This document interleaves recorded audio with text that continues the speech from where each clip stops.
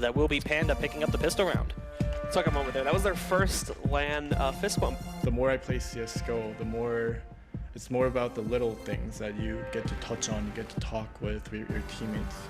I think it would be pretty spectacular, honestly. If we were able to make that pro spot, I think it's a great achievement.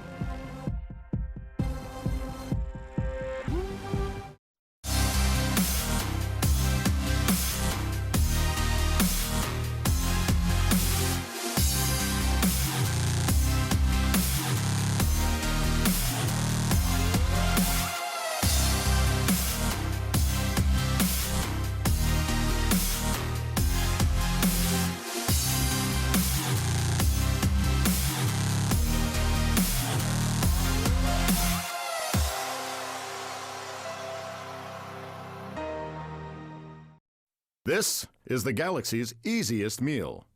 And this is the galaxy's easiest race.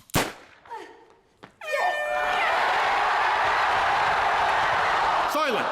The galaxy's easiest meal.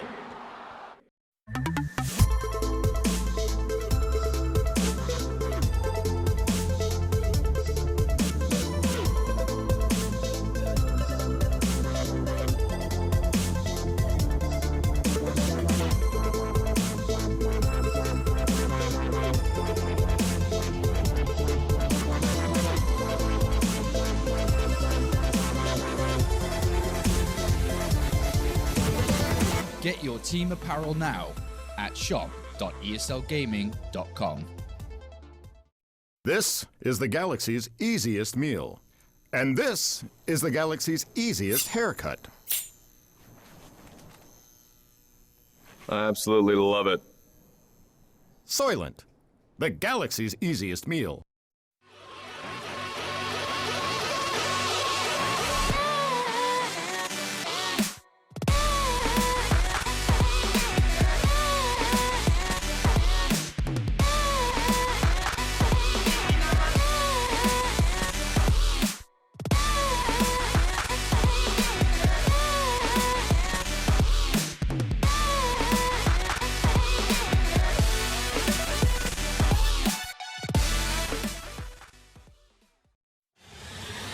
He's going to get the one kill in that bomb. It can't be done in this side. FNX has to stay up. Oh, he gets the triple FNX.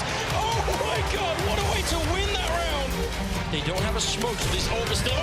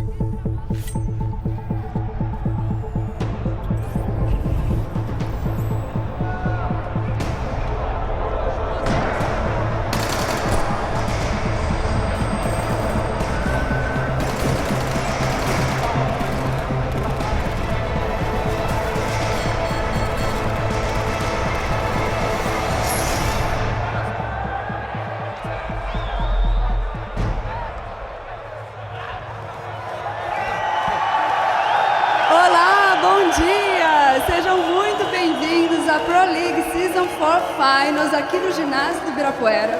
Essa é a primeira vez que um evento desse porte acontece na América do Sul e o Brasil foi o país escolhido para receber os nossos astros e estrelas dos eSports. It's been 9 weeks of CSGO and now 11 teams are here ready to play in Ginásio do Ibirapuera, São Paulo, Brazil. And the winner will take home the share of $750,000 US. One team that is trying it is the last season champion that now is playing under a new banner. It's your home team, SK Gaming. But they are not the only Brazilians coming from the American League into the finals. We see them joined by Immortals.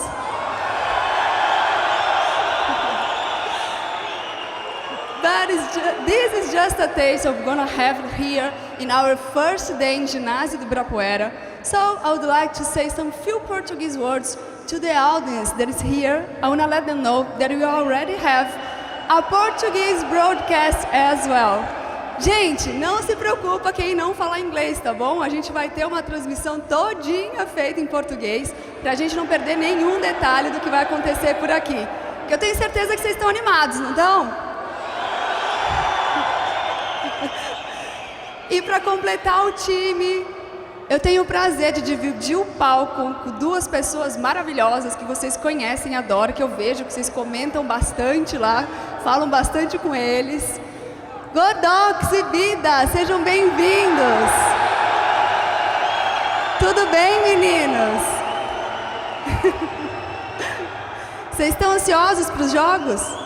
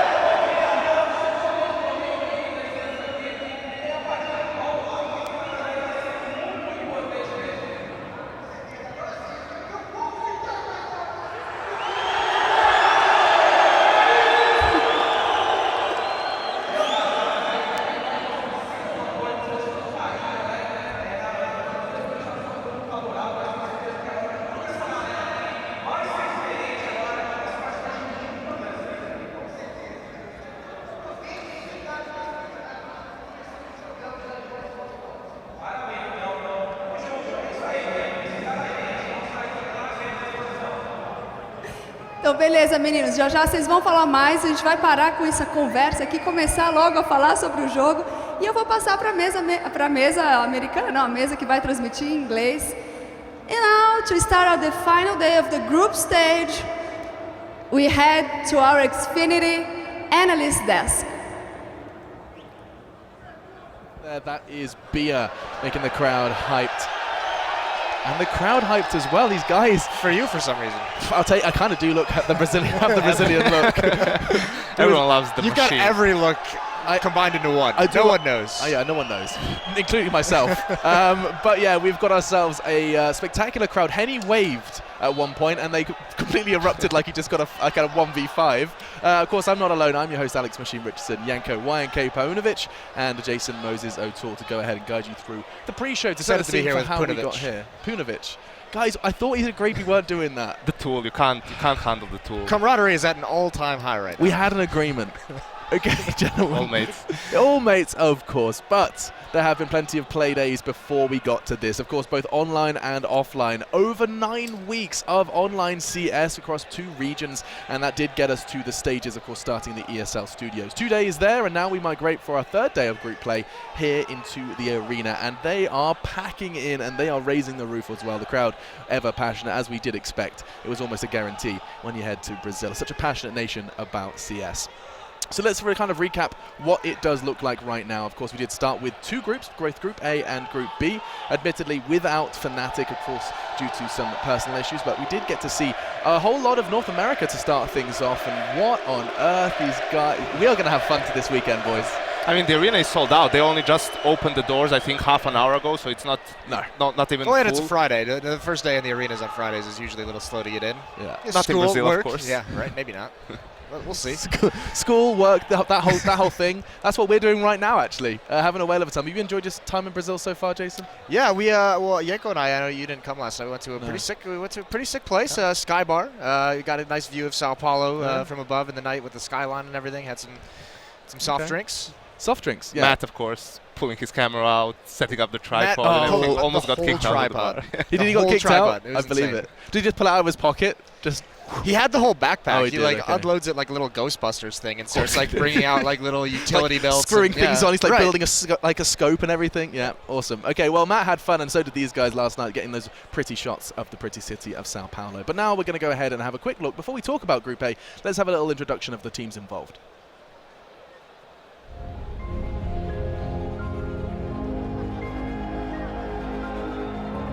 Group A is anyone's game. In the absence of Fnatic, Group A's top contender is Mousesports. Having recently picked up Lowell from Penta, they finished third in the European division.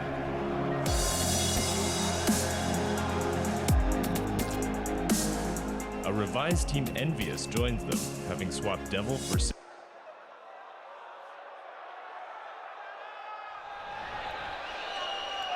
Group A, the one that does seem a little more clear-cut. That's kind of the way we've been framing it, isn't it, Yenko? That we've seen teams yet to drop games. In fact, Envy, Mousesports both looking top of their performance so far here in Brazil. Definitely so. Not like New York, the Europeans have actually showed up for this tournament. And unfortunately for the home crowd, Immortals have been looking really shaky. They need to really step up their game today, and it's not all up to them whether they will make it through to the playoffs. He's right, indeed, especially considering these two teams, one of them, in fact, on stage right now and will be the first task for Immortals. Mousesports have been looking particularly impressive, actually, something that we've seen kind of leaking out of E-League into here. Yeah, I mean, the rise of Chris Dre really as like a consistent second star to Nico has helped out. Lowell as well is looking like a phenomenal addition to this team. Massively impactful, and yeah, I mean, I don't even know if I'd call Immortals shaky at the moment. They just look like they haven't even shown up in this tournament, much like Liquid, who I think is the only team that's actually statistically eliminated from even being able to move on. If everything goes in their favor, they're still gone. Yeah, we could, of course, bring up that awful hashtag Blue Tried with Ripquid. That was unreal. That was... let's not do that. Yeah, let's not stay away do from that. one. All right, but either way, alongside that, the only team that we haven't mentioned from Group A is Optic. We have songs now? It's about to get weird, Alex. This is going to be a weekend to remember. This is where you just close your eyes and enjoy it. I would love to do that. Maybe save that for later. I have to talk. I can close my eyes and talk. No, I can't really. Well, maybe you can close your eyes and visualize Group B. We won't be walking through those teams, of course, putting them on your screens, but instead we can start talking about who do you think we should start with, guys? Group B, we're in Brazil. The crowd is roaring for every mention of a Brazilian team. We should probably start talking about SK. Yeah, excuse me. Dignitas coming just off of a win in Epicenter, looking really hot. Magic Boy and Config, the deadly duo. Yeah. Probably the most important duo in Denmark right now, taking over that spot over Device and Dupree. Yeah, they are terrifying. And you know what? It does sound like we're ready to go ahead and show them. So let's have a quick look at the Group B teams involved before we do dissect it further.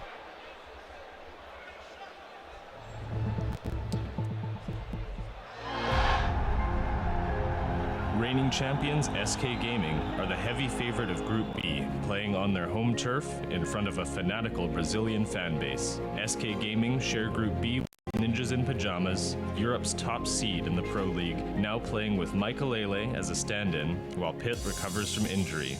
North America's top-placing team, Cloud9, are looking to continue their hot streak in the ESL Pro League, putting a 25-1 record.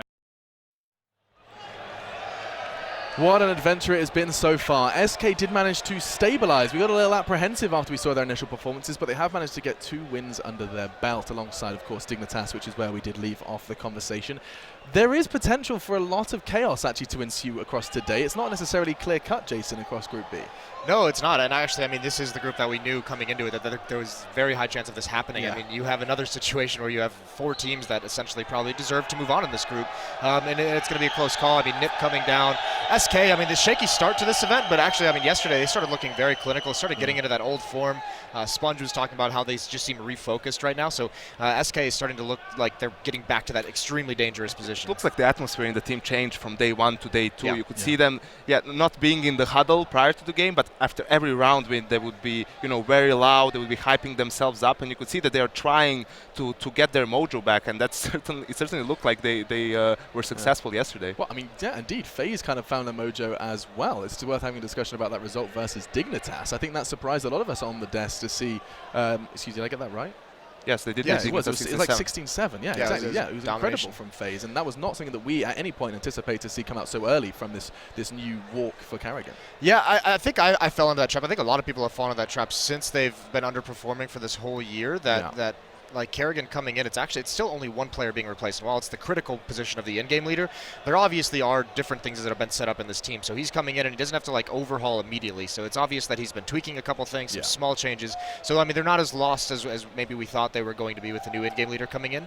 And right now, I mean, it looks phenomenal. That skill is looking like they're all playing phenomenal on those players. I just saw an interview as well with Carrigan at the closing stages of yesterday, and the opening statement was, I love that I can play my game now. Like it's like he's finally been given the resources that he was so hungry for. I mean, if you spoke to him when he was in Astralis, that's kind of what he was always saying. He was just, it was like, how am I supposed to lead this team? Like, there are players that want to do certain things and maybe won't do what I want them to do. I don't have the actual control of this team. So now in FaZe, they're just like, please, God, tell us what to do. Like, thank you, please. Like, Jesus has arrived. Hanging on to it there every word. Yeah, indeed. And C9, the only team that hasn't gone mentioned yet, really through Group B. Admittedly, NRG have been a little bit of a footnote of the group. But I think Cloud9 do definitely bear discussing just for a brief moment, Yanko, because we have seen two different sides to C9 in the same event. Absolutely, Alex. They had that really close game against FaZe that they did manage to scrape the win. But then against SK, it was a bit of a different story. It was a convincing win for SK, but I feel the game was a lot closer than the score itself shows. There were a lot of close rounds and some crucial mistakes by Cloud9 in very important rounds where that really gave SK a lot of room to work with. They lost that early anti-eco. I think that's what cost them the game in the end. Yeah, 16-6 on Dust 2 certainly was convincing for SK, which does bode well for the Brazilian crowd tomorrow. Hey, there we are. Here we are. Hello. What's up, Sao Paulo? What's up? You good? Well, that's an incredibly loud crowd, and is that a Mousesports logo on a Brazilian flag? That is ballsy. I respect that. I love you, and of course, that is what's going to be I wish you the best of luck. Hey! It was really nice seeing you for a little bit. The crowd are awesome, no doubt about it. And you know what else has been awesome is the actual quality of CS we have seen over these last couple of days. We're going to go ahead and quickly reflect upon what we did witness just yesterday in the CS department. So let's have a quick look at Day 2 highlights. They're tapping fake, gets one on AZ. He's got to get on this soon, though.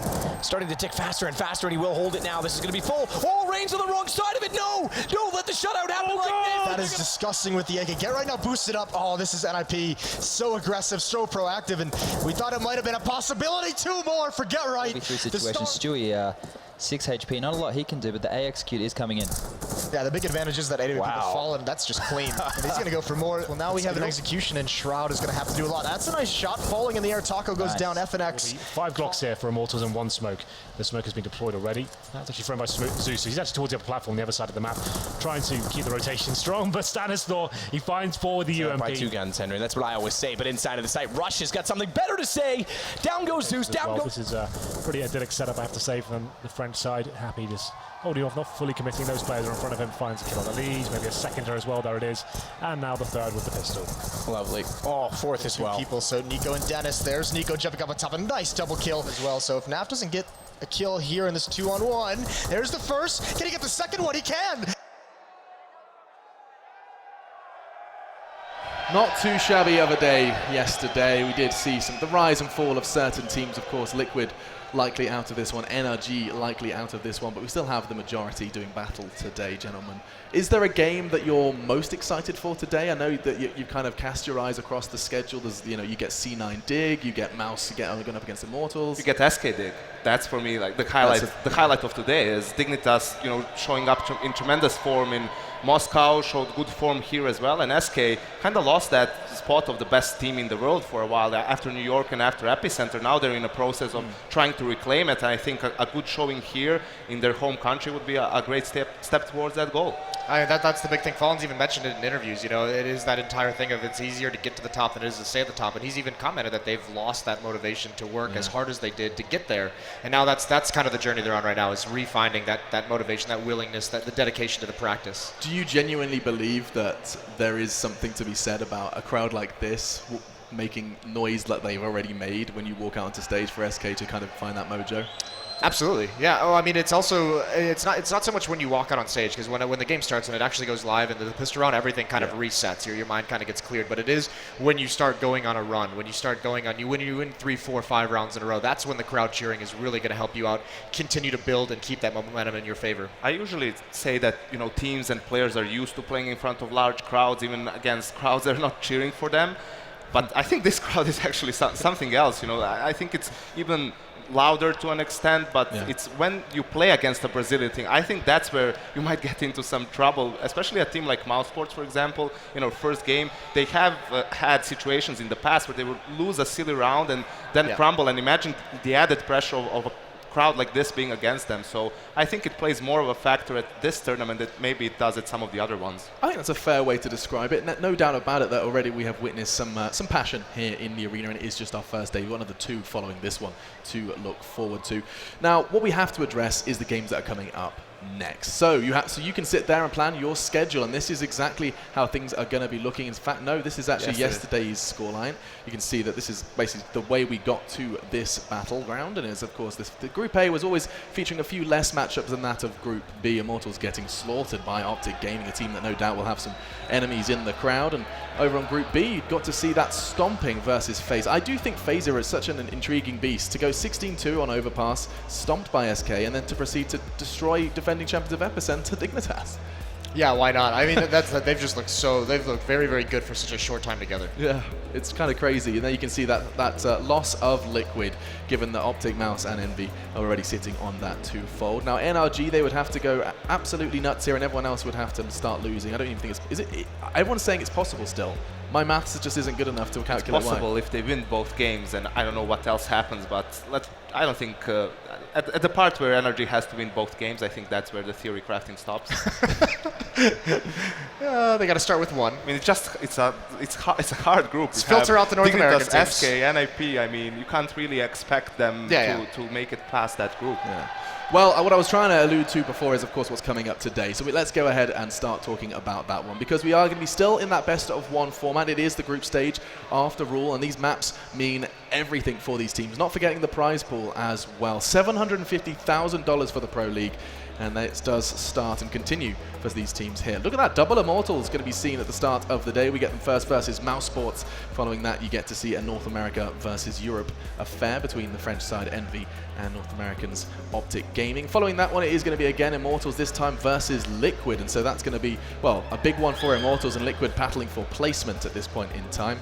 And just to round out the kind of start of Group A here in Day 3 will be Mousesports Envy. Immortals is not out of the tournament though yet. No. Unlike Liquid, they need a win against Mousesports, a win against Liquid, and they need Mousesports to lose their second game and Optic to lose to Envy. So even if they win their both games, it's still not in their hands because of the head-to-head score. So if all that comes together, we're still going to have a 3-way tie, and tiebreakers will be played in that case. Immortals are 0-2, and they've currently picked up 9 rounds across 2 maps. And it's on Cobble. It's both on Cobble, which was their best map. Statistically, only lost 1. They were, I think, 15-1 coming into this tournament, and now that's a big issue. That's supposed to be their best map, their first pick coming into games, and I think they themselves are not going to continue going for Cobble in this tournament. I think that's a safe assumption to make. Of course, we can continue to do that after our break when we do start talking about Mousesports versus Immortals. But just closing thoughts from you, Moses. Is it as clear-cut as it may seem? Group A, perhaps yes. Group B, it's, I mean, a 4-way tie currently.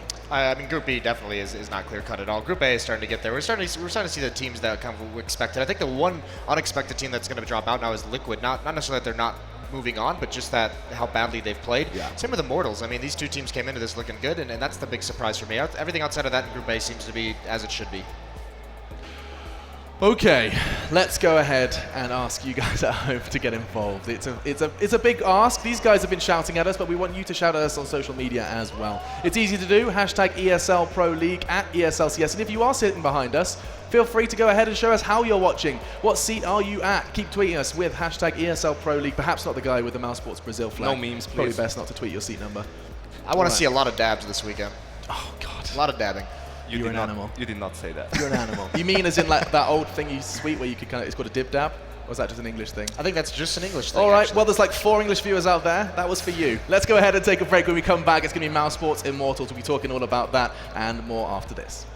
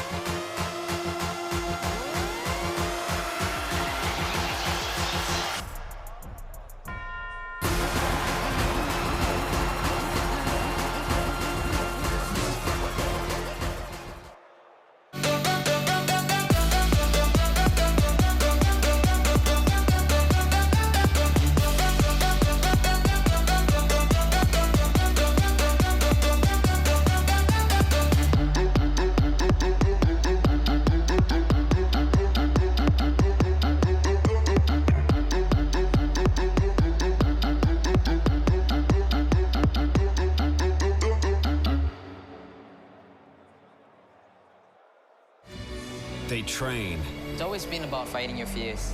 They travel. The thing that I strive for the most is to be able to capture the moment. They explore. Constantly trying to push myself and then try to see how far can I go. To see the world in a different way. I'm not supposed to go here, but what if I go there anyway? What's gonna happen? It's interesting to kind of just watch the world go by at your feet. It's such a liberating experience. Urbex, an exclusive 8-part series, only on Red Bull TV. I'm back! Now that Kinguin has partnered with ESL Pro League, you have even more of a reason to buy the skins you need. No one has a bigger selection of CSGO products. Buy CSGO cases from your favorite players and events, including the ESL Pro League case. Buy and sell skins on skins.kinguin.net. Check it now! This is the Score Esports, the ultimate esports experience. The Score Esports is your home for everything CSGO, delivering the biggest stories and all the scores, stats, and updates you care about in real time. The Score Esports takes you inside the ropes with exclusive video interviews, features, highlights, and analysis. Even get all the same non-stop amazing coverage on your desktop at thescoreesports.com. The Score Esports. Get it now from the App Store or Google Play.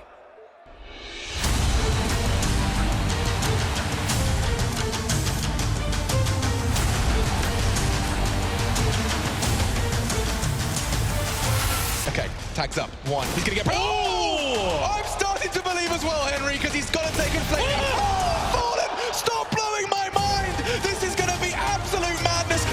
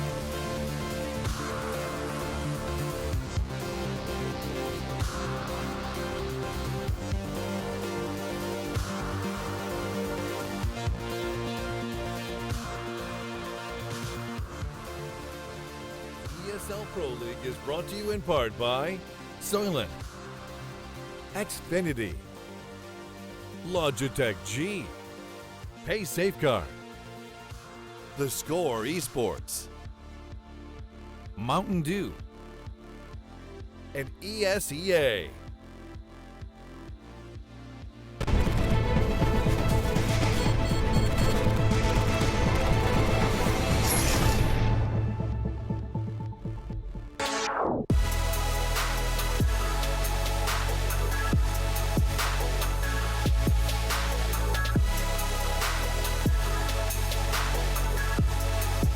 Immortals enters the ESL Pro League Sao Paulo event with an impressive 20-6 record in the online season.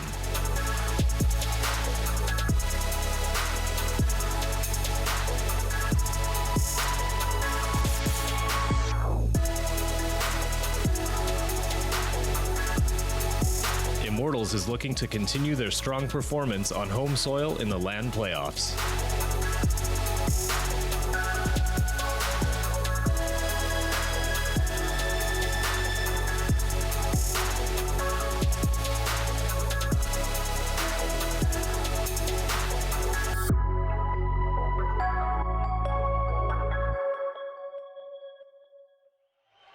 Immortals, a team that took CS by storm not too long ago. In fact, some would say they took them by tempo storm at one point, but now under the Immortals banner, these Brazilians have been up and down, as have the crowds in their seats. They've been getting nuts, and it hasn't even started yet. The CS hasn't even begun here on our first day in the arena. Introductions once again, because it does seem like a whole lot more of you have joined us here online. I am Alex Machine Richardson, myself, Janko YNK Paunovic, and Jason Moses O'Toole to kind of understand how our first game could play out, because the storyline is wonderful. I mean, Immortals are in a horrible position, but they have an opportunity to do it in front of a home crowd now. And the storylines within the team are plentiful. Zeus trying to navigate back into the player role. Previously coached, lifting trophies with teams, and now he wants to do it himself with the mouse and keyboard in his hands. We have the twins, of course. You can see the Tellez brothers there, Henny and Lucas, rounding out the roster, of course, Bolts and Phelps. Quite the roster, and they've got a big task ahead of them here, Janko. Definitely so. I mean, on paper, you look at this team, there's a lot of firepower, you have a lot of explosiveness as well, you got leadership, you have all the ingredients on paper to have a good team. They had some great performances in the past, winning DreamHack Summer, winning Northern Arena as well, but unfortunately, they lost 5 of their 6 last games on LAN, so, you know, not a really good timing to get into a slump. Certainly not. But we know they have it in them. Their strengths within their rosters, you always described as lies within their individuals here, Jason. Yeah, I mean, you look at a guy like Phelps, who's fastly being considered one of the best players. I mean, like, certainly one of these talents that you expect is going to be one of the best players in the world very, very soon. He's been improving consistently, and yeah, the issue is not having the firepower. It's realizing it. It's reaching that potential, because these players aren't playing up to what we've seen from them in the past. It's a completely different team, really, than what we saw win DreamHack Summer, than what we saw win Gfinity. You know, they've failed to qualify now for 2 majors. I actually think this is a very, very important tournament for them. Absolutely. In terms of where this team goes in the future. In growth and direction, and standing in their way. It's none other than Mousesports. This is a team that now can throw the knockout blow to the Brazilians. It's no doubt going to be a very intense best of 1, but it is Mousesports that we talk about now, given that this is a team that has gone from strength to strength as of late, and they are not going to be having too many friends in the crowd. As they're not going to have fun today at this match. I mean, they're going to have fun if they get a step closer to lifting the trophy, for sure. Yeah, yeah. Chris J, Lau, Nico, Spiddy, and Dennis. Janko, a team that you can't help but feel is on a good course for success here.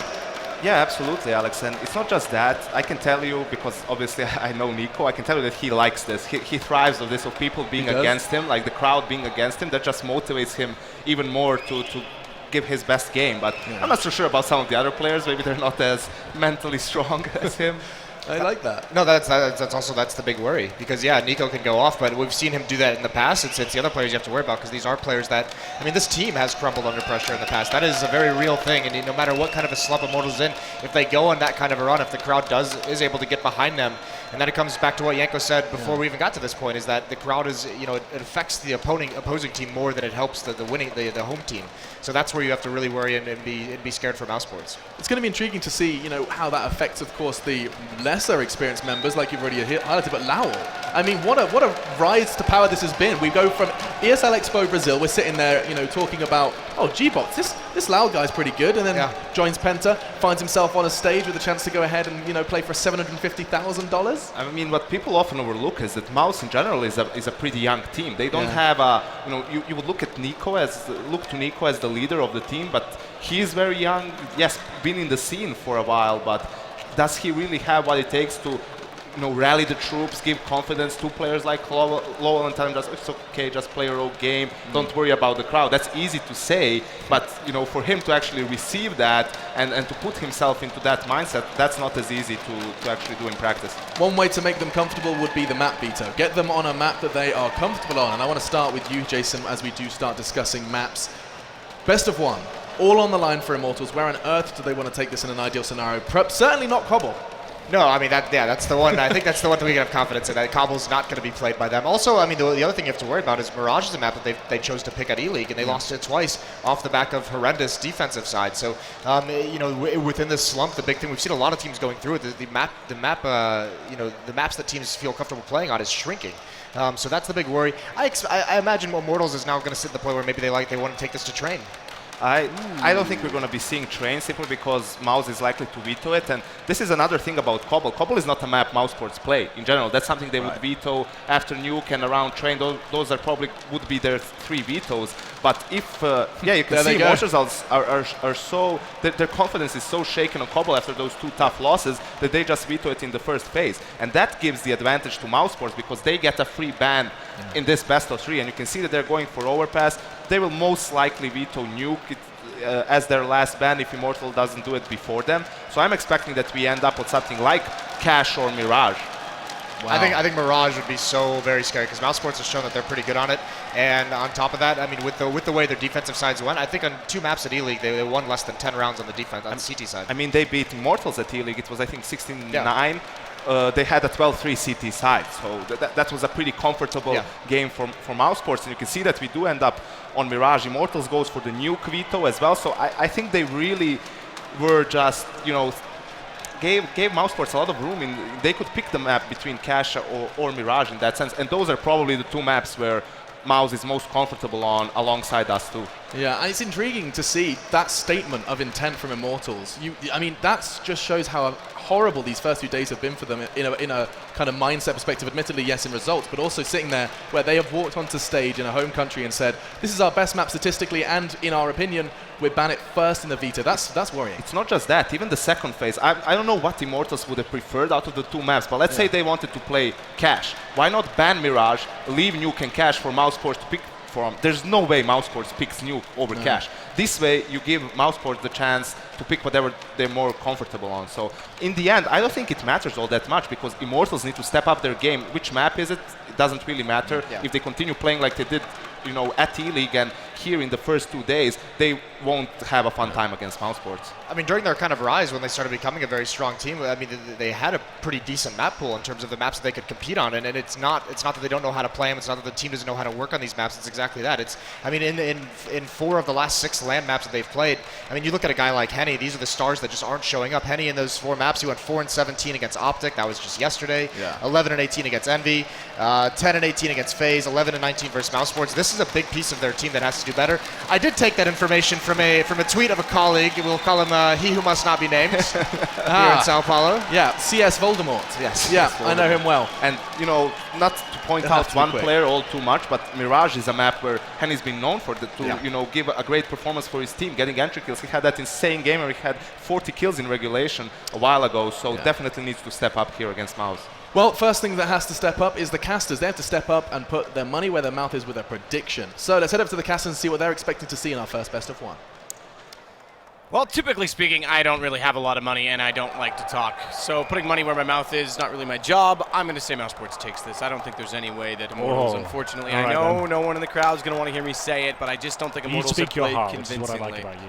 Yeah, I'd love to see them win. I'd love to see a Brazilian final in this. It'd be quite a romantic storyline. The way they've played in this But tournament. you know what? This could be it, though. Stepping up in front of the crowd, finally got the kind of applause and all the cheering behind them. Maybe they can step up. They've looked very flat so far, those first 2 games. Not the team I'm used to seeing. It's since Zeus has actually come in, they've actually gone quite flat. Maybe they're too structured right now. They used to have a lot of flair. It just doesn't seem to be arriving right now. But who knows? Maybe in front of the big crowd, bit of magic can come back. It could be true. I mean, the biggest thing is they go down early in a lot of situations, so that's something they're going to have to fix. It's something we're going to have to watch. Best of 1 format, it's a tough way to go, but it's a group stage and it's a round robin. They've had lots of chances in this, and ultimately they haven't succeeded in multiple occasions on different maps. So, Alex, I think it's going to be a very tough game for the Brazilians. Well, the casters have made their predictions clear. The casters have gone for Mousesports. I think it's safe to say Sadicus puts plenty of things in his mouth. There's no room for the money. Yeah, no room for the money. Hank G, always a romantic, of course. Isn't it sweet? He's such a little romantic. Of course, ladies, he is single at Henry GCSGO. Hit him up. All right, let's DMs are open. He's great. He's a wonderful human being, even if he has predicted the Brazilian side to fall here. I just want to make sure I reiterate that as much as possible, because it's time for your turn. YNK, what are you saying? A little bit louder now. One more time.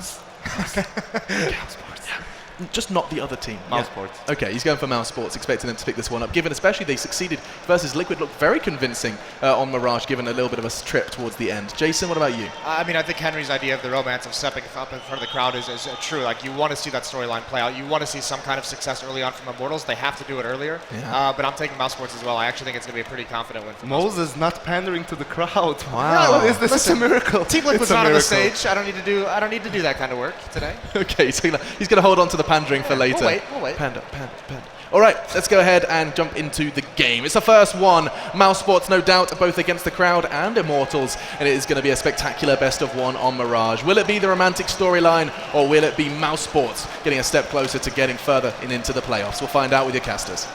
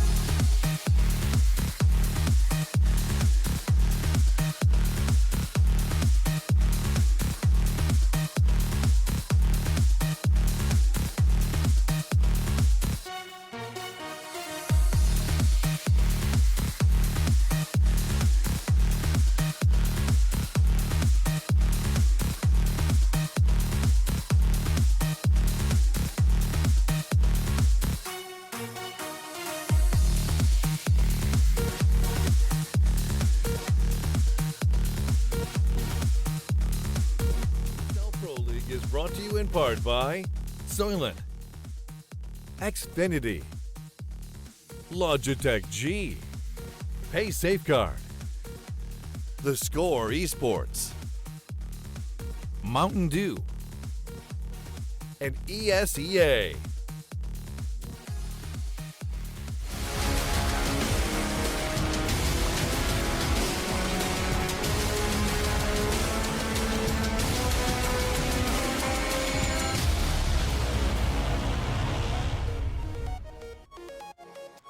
Well, how appropriate that we start off in Brazil with a Brazilian team in front of this audience. It is Immortals, but their backs are against the wall. And Mousesports has looked convincing in this tournament. There's definitely got some work to do to improve me or convince me of the fact that they can make a run of the playoffs, but right now in this group stage, Immortals has been struggling. They absolutely have. They've looked like a poor team here. They've actually lost to Envious 16-5 and then got battered by Optic as well. Very good looking Optic, to be fair, 16-4. But both on Cobblestone, a map they used to be famed for having amazing T-sides and having a lot of flair to it and kind of a lot of dynamic plays. Just didn't seem to have that. Operating pretty poorly as a unit overall. And to be fair, like right now, the star players aren't turning up. As Moses has pointed out, Henny, he's been poor for the last few weeks. Phelps as well, we expect him to have really massive games, and he was tipped to be one of the best players in Brazil at one point, but still haven't really seen that at all since this LANs began. It's been a little bit weird since Zeus has joined, actually. Obviously, when we saw them last time, I think it was Katowice with us, saw this team, at least we did. When we had Showtime there, they were taking big names down. They beat teams like Envious. So it's... the last time we saw them, they won DreamHack Summer. I almost called it Winter, but they won DreamHack Summer against NIP. Exactly. And then this change has come in, and it's been a struggle ever since. And it makes you question it. Obviously, Showtime's tenure within SK didn't go very well. It's tarnished his name a little bit, perhaps, but I thought he was a reasonable player in terms of his role on this team. In fact, he was the first player we saw go for that Snacks-esque knife inside the smoke to deny players from defusing. It was kind of funny. We saw him do it twice in the span of a weekend, but yeah, it's been an uphill battle, and they've got to battle into this one. We're going to start it off. It's Mirage. There's going to be 4 sets of armor on either side, a kit for Speedy, and Henny's going to be the one deploying the utility. Well, towards B, it seems the 3 CTs actually going to be going in aggressive there as well. Headshots starting to fly in. Looks like the CT's getting an advantage, Joe. No reply as of yet from the terrorists. Oh my god, it's a bloodbath. Wow. All headshots there. It's going to be Lowell, I believe. Yeah, it's Lowell that got all of them, takes them down. That's so massive. Such a shutdown in times of the B apartment. We wanted to see that one smoke come out, go for the fast plant inside the site. They never got it deployed. So this will shut down Immortals immediately. They won't buy anything into this round. No, okay, I take it back. They are going to force up into the Tech 9s. I thought they were going to play a more disciplined style of game and try and get a second round bomb plant instead, but they don't elect to do so. They go Tech 9, Deagle, and Armor. Not a single frag obtained. They're waiting for the CD push to come in as well. They're holding quite defensively, and Mousesports sending 3 players. Blow them out of the water. It's going to be that second round force by not much utility to work with. That's a real big problem on Mirage. You've got so many angles and cubby holes to check here. It's walking to the side, especially when Dennis is waiting for them on the other side of the MP9 as well. Close range. Not looking at the air ramp for now, though. That's a fall back towards Shadow, it seems. They have 1 flashbang to work with. Presumably that will come over from the Palace area. Luca's got that in hand right now, and then they'll try and do anything they can on the A side. Yeah, it's going to be an explosion in from A main. Nico and Chris have to rotate back out. Good shot from Lucas on the Deagle. Takes Chris down already at jungle. Overwhelming amount of players in front of Nico. Smartly backs away, covers it off into 1-on-1s rather than a 1 versus 3. But he does go down in the end as Henny gets toward him before he can get the reload in. That's going to allow a bomb plant as well, a very open bomb plant in front of the triple stack, which means they can cover this off from multiple angles, connector, and most notably A main. If they can get back that far, Henny's burning down to 72, but he's got this SMG. They know he's there. They want to isolate him and get back toward the site. 2 kits in play. Henny can't quite see above the smoke until now, and Speedy gets on the stairwell, but good shot in return. Now they'll chase Lucas back. He'll go down, and it will be a defuse coming in, but they do get the bomb plant. So again, I thought they were going to go a little more passive, try and get a play and go for an early buy. This was neutralized nonetheless, and potentially if they go for the 4th round buy, get them more utility. Well, pretty successful overall. Like I said, it's difficult to get the bomb down in these sort of situations, especially when you don't have smokes to work with. Just 1 flashbang there. 2 players coming out of the Palace area and towards A ramp as well, trying to overwhelm the defending CTs. Luckily for the terrorists, they only up against the SMGs in that bomb site there. So managing to get the bomb plant down, only a couple of kills. Could have been a bit closer overall, but still, it means next round they will have a nice healthy buy. You can see Henny, of course, the AWPer, $4,200. So we'll just pick up a PT50, almost guaranteed to bring out that AWP in the next round. This one though, PT50 is a couple of Deagles here. Well, just 1 Deagle. Looking for the pick, seeing if any CTs push out of position. I think we have a pause going in there, Matthew. It's possible that we do, and the stop called as well, which means this round's probably going to go back to the beginning. So thankfully it happens before anyone dies. As we know, that can be more complicated for the admins if things happen in the round, and then we've got a dispute, etc., etc. I think, obviously this is technical. I think this will be no problem, though. So they've reset it already. Ebot's back to where it was, and they'll just take a second, I think, to fix out the sound is my guess. TeamSpeak was muted, I think, so it's fine. That's not even a technical issue. Just a little hiccup, it's fine. So, we are at 2-0 for Mousesports. Pretty much is an eco for Immortals, trying to get the bomb down if they can. Try to justify a few upgraded pistols here. Deagle can be very effective on Mirage. You see a lot of the top players going towards middle of the start, challenging window, and if you can get that 1 Deagle off, it's always a pretty exciting spectacle. And here we go then, back into it. Minor technical delay there. Very minor. It's all fine. So we'll have a look at the buy for Mousesports as well. They've got 2 M4s to challenge this pretty much full eco, an MP9, Famous, and then Nico still on that UMP. So we've got a smoke this time for Zeus. Where is he going to be going with that one? Looks like towards the B site. Could actually throw that on the actual bomb site itself, or throw it towards short potentially as well. We'll see where he decides to go. Looks like maybe towards the end of the halls. So it's trying to take the vision away from the CTs and maybe potentially be at the van, as they will be focusing the bomb in that area, but 3 terrorists still towards A. And Zeus, meanwhile, is going to try and push in through smoke over at B where the bomb is. Chris getting aggressive on the same aim position. Is going to go around. Henny waiting. Crosshair placement. Not quite there. Chris has got the headshot. Now it's on to B. Remember we said bomb was waiting on this side of the map. It's in the hands of Phelps inside of the apartment. Bolts, Lucas, excuse me, they're all gone. Phelps as well is going to go down. Even they tried to get Zeus in early to push them back and get information. It doesn't work out. So 3-0, but now guns to be drawn up for the Brazilians. A little bit of a double fake there. Immortals using that smoke towards the B apartment there to make it look like they were coming there. Then presence towards A. They're trying to sell some sort of fake there, but the bomb was waiting to go towards B. Doesn't get planted this time around. We go into the first gun round. Round number 4. Henny, he's got the AWP, like I said. We need him to step out this tournament. He needs to be a huge factor for Immortals to have a chance to get a very exciting Mousesports right now. The addition of Lau has seemed to revitalise them after removing Oscar. Aggressive play from the CTs, it seems. Nico, aggressive, actually pushing through perfectly. He doesn't see the first player, but gets 2 kills regardless. Lucas and Henny drop. And with the UMP, Nico steps up massively there and picks up an AWP as well. No return frags, and that's going to rattle Immortals completely. That's just 1 player as well, Matt. That's not even a push with the M4. This SMG takes him down, but we do get a frag. 4 bolts towards the A side. Follow up potentially. Zeus can't land it. Chris J's in the open, and Zeus, he can't put him down. Finally, he'll fall to the nade. The damage was done, and as such, he follows it up. But Speedy's rotated back into the same position toward the jungle. Smoke off in front of him. And Phelps is going to watch window to make sure there's no rotation back to mid. Yep, you're dead right. Lowell's walked up toward the apartments. Look where the bomb is as well. And I don't think he's seen it. He hasn't, which means he'll go down without knowing. And Bolts will grab that. They'll be able to rotate back over, as it is a 3 versus 2.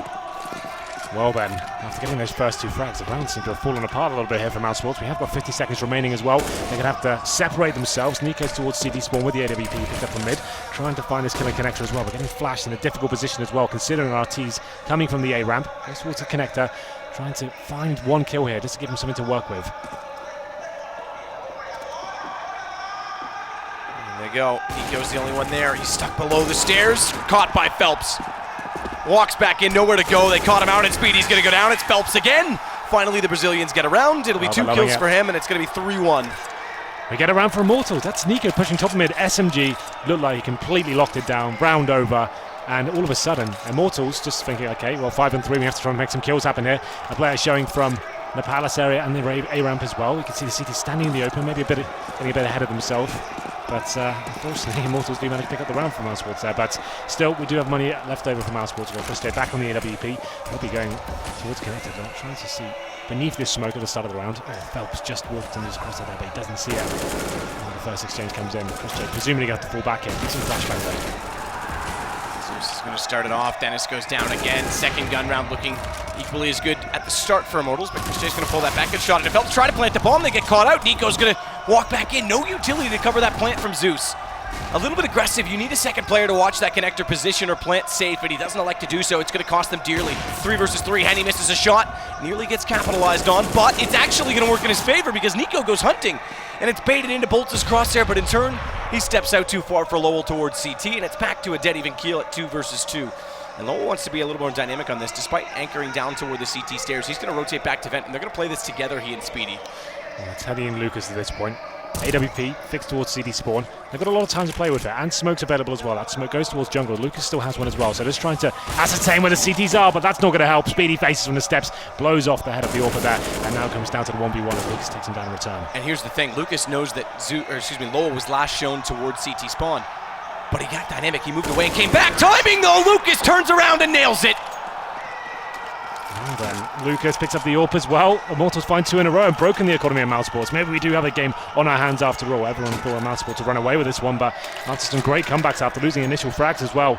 Immortals working together, not rushing things. A lot of discipline towards that situation at the end. 2 on 2, not giving anything away, using their smokes correctly as well, eradicating risks and making sure they hit their shots there. Lucas steps up And we go to 3-2. A force buy from Mousesports, interesting enough. And Chris J with the scout. He's known to be one of the best with that weapon. Through the wall as well. He manages to find the first frag. And actually looking for a second as well. Nailing it. This force buy from Mousesports is paying dividends. Chris J cleans up. 3 frags overall, Matt. He definitely is one of the most dangerous scout users on the entire that was planet. Actually quite good. I'm not sure that he would have got to the AK in time. So shooting the AK back, he does get the gun.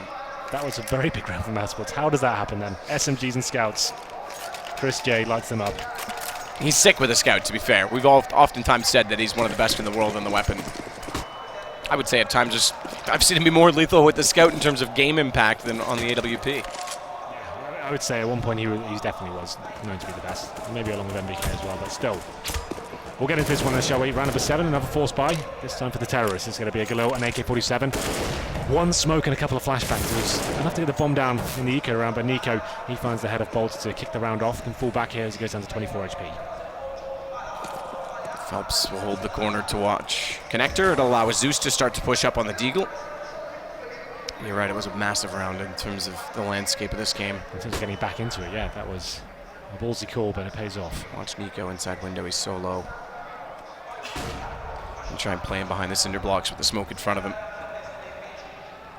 It's gone. Timing is everything. Walks out. They never saw him coming, but again, low HP, 1 for 1. That's very well done, all things considered, from Nico. It gives him a 4 versus 3, which is a very favorsome situation for the CTs because they can split the sites, and you've got to force an attack out for the T side. They try and do exactly that. Phelps will fall to Chris J inside the window, and Chris just barely got through the vent in time to find that shot, but it all counts. And Lowell again. This is a trend I think we're going to have to be aware of. Yeah. Him pushing into these B apartments. He's done it a few times now. UMP as well. Wants to make things nice and close range. Henny coming from T spawn side though, so who's going to win this confrontation? Lowell's actually cleared out B apartments. He's called that for his teammates. So if they do decide to walk into B at this point, especially if Lucas on short as well, they could have an open bomb site. It's going to be Speedy looking towards the vent area, and the B site is open. The bomb could be planted there. It's the one time Lowell doesn't go all the way up the apartments. He wants to checkmate. He's going back now though. So he should be behind them quick enough. Jumps out, gonna know they're there. There's already a rotation in from Speedy and the twin brothers. They need to try and get this bomb down very fast, at least for money, if anything. They've only got an AK to work with. A Deagle, sure, for Lucas and head armor, but the AK is gonna be the one that absolutely has to be perfect. And here comes the flank. Lowell's in position. Hasn't spotted Henny yet. Finally, Chris J is gonna find him, and Lowell. Lucas will fall. There it is. Great work from Nico at the start of the round there. It was a force buy from Immortals, an AK and a Galil. We have a tactical pause here, so we've got a bit more time to talk about that previous round. Nico, we know how good this guy can be in terms of raw aim. He's got the confidence to face those shots towards the top of middle. Nails the first one, and like he said, with low HP as well, to find 2 kills in that situation. Very well done from him. Funnels him towards B, which actually works in Immortals' favour. You know what? Because Lowell, he's pushing the B apartments again, hunting for information. He does a great job in terms of staying alive and giving calls to his teammates, but the timing just don't work in his favour at that point. It allows Mortals to get into the site. Sure, they didn't win the round, but in terms of getting the bomb down and making that force fight a little bit more justified, that's actually pretty decent for them. So this presumably will be an Eco going into round number 8 here. If you're not aware, if you're just joining us from the first stadium day here, this is the Valve rules being used, so you get 2 30-second pauses per half per team. So we could have a maximum of 4 pauses per half, technically, but it's quite rare to see that, I'd say. You normally see about maybe 2. But, you know, even if you're winning, it's a good chance now to just take one of those pauses, kind of coordinate with your coach and see what's going on. Yeah, I'm not sure how I feel on it just yet. I think we need a little more feedback. This is only the second tournament that we'll see it being used. Obviously, ESL 1 New York was the first. The next will be IEM Oakland. 3 weeks' time. So once we get all those tournaments done, I'm sure the teams will start to have a good gauge on exactly how it does affect them or how it doesn't affect them in some teams' cases, as they don't use in-game leading in their coaching role. Either way, it's going to be pistols drawn over toward the B site. Yep, contact play, flashes over the roof. Hope for the best. Lowell, though, perfect weapon to shut this down. No armor, and look at the flashbang. It's looking very good for him. Gets the first headshot, trying to light a few more of them up as well. He finds 2, going to be falling back, and actually burns to his teammate there. That's not a great start, but Speedy trying to rectify, I guess, not his mistake. Maybe it was a misthrown Molotov, to be fair. Shouldn't really be on the floor at that point, I guess, when his teammate's still alive, but it's true. You know what, I guess the idea is that they're going to be jumping out the window into his flames, but, you know, it doesn't really work out in that sense. They still win the round pretty convincingly, but Mousesports 6-2. Immortals now will have enough for 4 AKs at the moment. Henny, I was about to say, can buy an AWP. Won't be glass cannon, only gets body armor. That makes him a bit more vulnerable to the headshots of those M4s. The one thing that I will say in terms of the timeouts, I'd like to see more teams use them when they're in the lead to break momentum. I know, oh, Chris. He's back on the AWPing roll. Through the smoke, takes down Phelps. That is sick.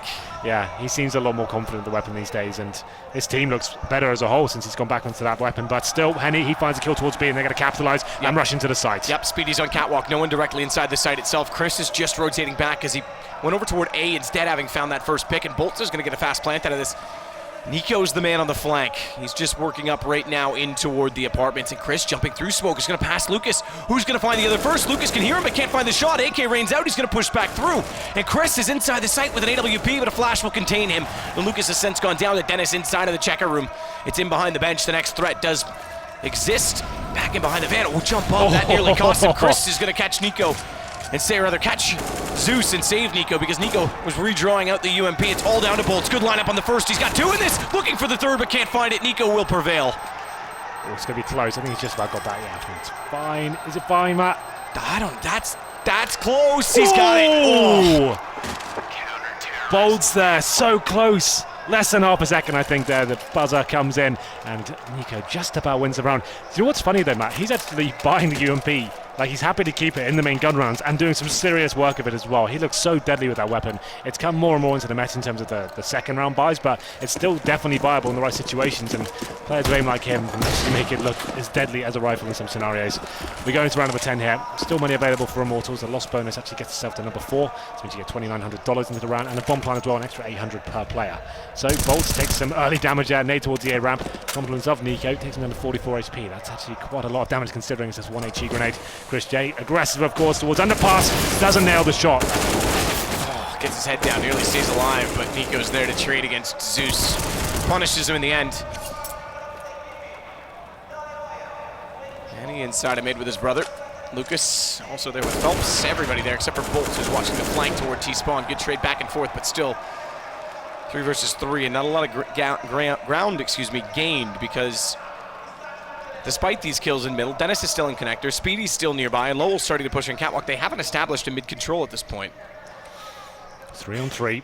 Still have a minute to work with here, man. So still possible to find a pick and get that advantage. That's what we're looking for, and there it is. Dennis gives it to them as well, and looking to get that kill on Speedy. He goes down to 7 HP, but the aggression is just relentless at this point.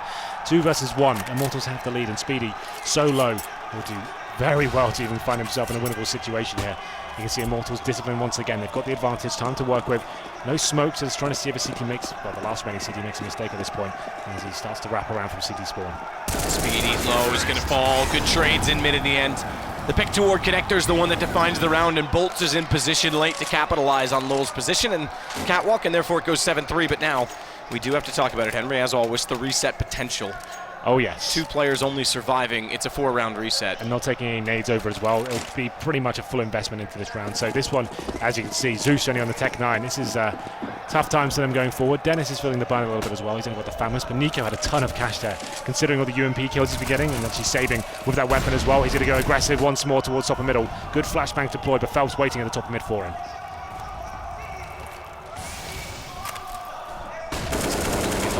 Inside of the site right now. Phelps on catwalk is dancing between smokes, manages to turn around but can't find Nico. Bolts found Lowell though. This gives them the B site. Lucas is in, so good job to take mid back by Mousesports, but it leaves them in a 3 versus 3 in a B bomb site with the plants already in. It's going to be Dennis and Nico together toward the top of mid, rotating in from catwalk.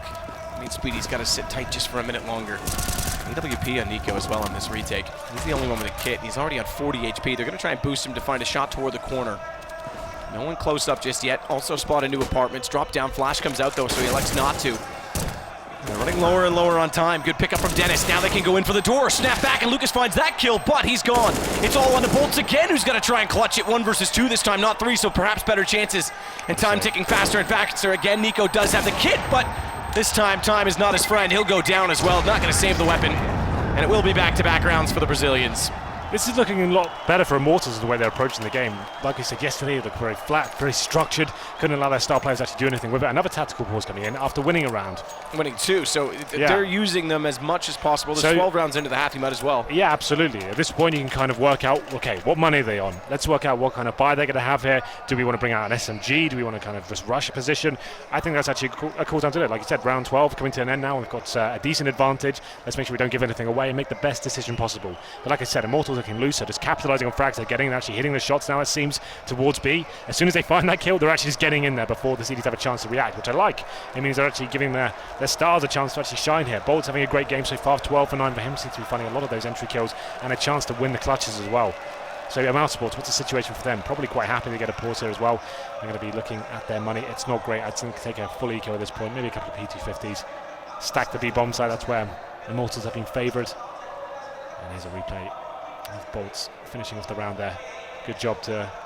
Well, I guess he did get Nico the kill, but he made sure he went down with him. He did go down indeed, but Nico, we're back into it. Nico's fully invested into this round. Why not? So he's gone down to $50, which is an interesting move. I guess they're fully forcing at this point. It was a late buy. It was very late. I think that's in a response to the fact that Nico bought, because they left spawn, turned around, and went back before the buy time. Freeze time was gone before the buy time ended. So interesting move. They're only going to have... that's a miscomp. After this round, we'll have $2,400. So leaving themselves pretty stretched. They could have got a full buy next round, but now this is a bit of a all-in moment. Bolts is going to rush this too. They're going fast onto B. They're already in. Bomb's going to try and go down. Somehow Lowell doesn't see it because that could have caught off the bomb. Good shot back in the other direction. Phelps going to find Nico. The force buy not working. Lovely shot from Speedy. Bolts does drop. Speedy's up in the corner trying to wait for a rotation back through checkers. Zeus out toward Catwalk. We got a technical pause coming in. I wonder if...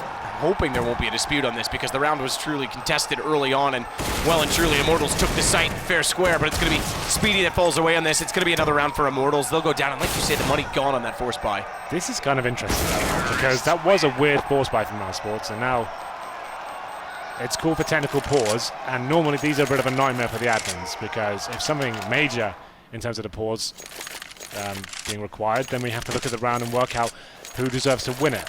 If it does come to a round reset, and then Mousesports don't force into the round or something like that, that could be a really interesting dilemma.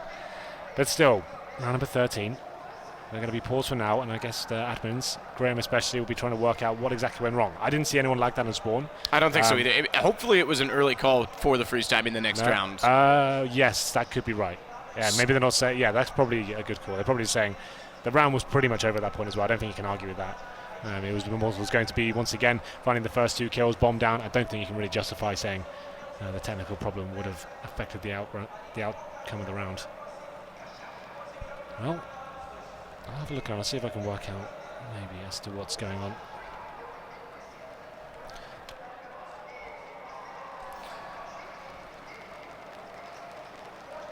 So no indication yet as to what the issue is. It's definitely on the Mousesports side.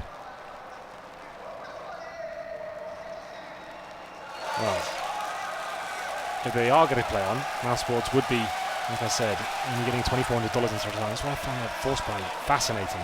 It was powerful before. They won in the early stages of the game, but that was before the team only really stabilized at that point. It seems like Immortals just keep favoring this B side now and say, well, we're finding kills there consistently, and we're getting the bomb down, and it's going to take a full actual retake from the CTs at that point. They're winning the rounds at this point. 7-5, doing a good job. Nico has left the server. So that suggests maybe he was having like an FPS issue or something like that. So for now, this could take a little while, but still, Immortals looking better, Matt. You have to say, in terms of what we've seen so far, I think 5 actually matches their grand total they've got in the 2 previous games we've seen them in before. Yeah, so the best result they've had so far is 16-5 versus Envious. So that's, I mean, they've already reached that. We said it was a shocking start to this event for them. There's no doubt that it has been. Look at Lowell, the man with the most stylish glasses in the scene. I'm waiting for someone to show up with like Steve Jobs circles. That's about hipster enough for Machine to do it. I think he would do it. And then he'd roll up his pant legs. Let's talk about Chris J, though. He's got 16 frags. Don't change the subject just because I'm offending your love life. No, I just want to talk about Counter-Strike. That might be better. All right, let's do it. Chris, talk about Chris J and 16 kills with him right now. Let's talk about what's happened recently with Mousesports, right? They brought in Oscar, who was, at the time, before he was brought into Mousesports, one of the hottest properties. He came from Hellraisers, unknown quantity up until that point, and then showed himself to be one of the most explosive AWPers, potentially, in the game at that point, who was like a kind of free agent, right? He joins Hellraisers, looking great still. Mousesports pick him up after a long-winded affair of contract disputes and stuff like that. It was quite... We were hearing about that for ages, right? Yeah, well, basically what happened is rather than do a full buyout, they signed him for the date when So as soon his as it contract finished. was going to finish. So Yeah. they signed him after MLG Columbus, but they had to wait till September 1st. It went through a little bit sooner than that, just because So all everyone that kinda knew wait by then. for about a month's worth of play. And he joins the team. They go for a couple of boot camps. I believe you visited them there as well, Matt. Did you not? I did. And I had some cake. You had some cake, that's right. Your favourite. And yeah, but after that, just didn't really seem to be comfortable. He lost his explosive factor. Didn't really seem to be gelling with the team overall. And yeah, they just kind of decided to call it a day. It seemed quite amicable in terms of both parties were quite satisfied to call it a day. And yeah, we haven't really heard from him since. But since the addition of Lowell, that means Chris J's back on the AWP responsibilities. And so far, this is Chris J, like we knew him in like 2014, 2015. Like he was like a really crazy, flashy AWPer, and he's doing that once again, especially in this match here. 16 for 7, confident, seems to be pushing all sorts of positions, trying to find those first frags and the flick shots, and he seems to be landing most of them as well. 16 kills, 7 deaths. But for Nico, having a good game as well, especially that UMP, he's going to be disconnected from that. Was one of the tough things when they brought in Oscar and got rid of Next. By putting Chris J onto the rifles, I asked when I was at that boot camp, how was he adapting, and they were saying it was positional. He had to get used to it. A lot of different, stylistic moves in terms of being aggressive, assertive. It's definitely a big change. It's one thing to know how to click, tap, spray, whatever with the rifle. It's another thing to know how to play the positions correctly. So, well, the thing I is, like to see him back in the AWP. The problem he's always had, he's been plagued with, is the confidence factor. Like we've seen it before, but pre-Nico days, it was like one of those things where Chris J wasn't feeling it. He had to throw the AWP for Dennis, and it seemed like he still was good with the rifles at that point, but still, it's a difficult kind of approach to deal with. You're the in-game leader, you've got an AWP, he's not feeling it one day, and you're basing a lot of your game around him and him finding picks, and you have to throw it to Dennis, who's certainly not on the same, he hasn't got the same skill ceiling Chris J has. He can probably all proficiently enough to justify it, but still, you want Chris J and his best for your team. It looks like we are going back and away here. So, like you said, there's not going to be any disputes as to whether that round should be replayed, which is good. I never like those ones. It's just going to be unpaused here, and it looks like a full eco for Mousesports here. We're coming to the closing sectors of the first half. Round number 13. Only $2,400 available really for Mousesports after that pretty interesting force by a scout and some SMGs and a few pistols. They would have had more than enough to buy in this round as well. So, an all-in moment, and now they're going to be pushing 5 players towards A. Focusing the A ramp. No one there, I'm afraid. Bolt's watching T-spawn as well, so they will get mowed down if they go any further than this. Yeah, that'll be tough. Zeus is there to walk back over as well. I think he's setting for a smoke. Yeah, he is. That's the smoke. Bottom of the carpet, lined up with the second dot, lands toward connector if thrown correctly, and it does. So he's got that covered off. Should land as well if you throw it dead correct on the third step, meaning you can't even see over it toward, and that is where it is. So good smokes inside of middle. The push down toward A main means that they'll be able to bypass them quite quickly and get toward B first. This is scary thought. If Phelps pushes in, the nade pulled out. He's going to go down, but it is the slaughter immediately after. Immortals all there to respond, and everyone dies. Yeah, well, Mousesports tried to go aggressive towards A round, don't find anything for a challenge towards middle at that point. They get 1 kill, but it was never going to amount to too much there. USPs across the board after the force buy. I was just looking for this round really. Number 14, Chris J back on the AWP. Nico's been having a good game as well, but Chris J does top the scoreboard on the server for now. Bolt's not far behind. Big round here. 7-6. Immortal actually posting decent numbers here on Mirage. Looks like actual A execution. The Brazilians, especially SK, when they first exploded on the scene, known for these sort of set plays, but actually it's just quite a basic one. Flashes go in, pushing through the smoke, and no CDs to challenge him just yet. No one there yet, as you say. Nico's going to get smoked off as well, so he'll have to wait a little bit longer.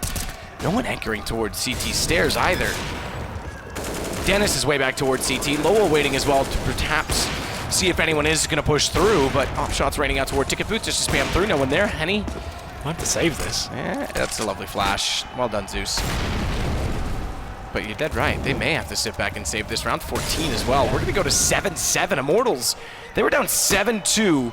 Facing resets, and they've turned this back. Hang on, though, because Dennis is going to start to charge back in the site. Phelps has gone the long rotation toward connector late. This might catch them as they are going to be walking out. 1 on top of the stairs, 2 in front, but Speedy responds. It's going to be all Immortals otherwise, though, and down goes Speedy. Last one to die. I think saving would have been the good call there. Sometimes you just have to swallow your pride and fall back. They've gone slightly more aggressive towards middle at that point and focusing towards B, allowing the A side to be actually fully open for Immortals. They didn't even do a set piece at that point. It's actually, in that respect, the perfect call Immortals could have made. One smoke on the A ramp, they flashed through it, and it's like, well, what the hell are the CTs? What's going on here? Plan goes in, and they smoke off the key choke points as well. Mousesports have to wait about 10-15 seconds before they can even justify a retake at that point. I think when it's still a 5-on-5, you've got 5 terrorists to kill and the bomb defuse, you just got to cut your losses and think, let's just concentrate on the next round. We're not going to win this, especially with Phelps getting enough time to flank all the way from T-spawn towards Connector. So last round comes in. Scouts and aggression towards mid, it seems, is the call from Mousesports. Going to be falling back after being detected. Nico's still there with the UMP though. Don't think we'll get much of it this time. It'll be very bit of a slip if Immortals try and justify trying to retake here unless they have a lot of utility to use. And with a flash to the top of mid, Lucas to follow on top of it. It wasn't full blindness for Nico, but it was enough.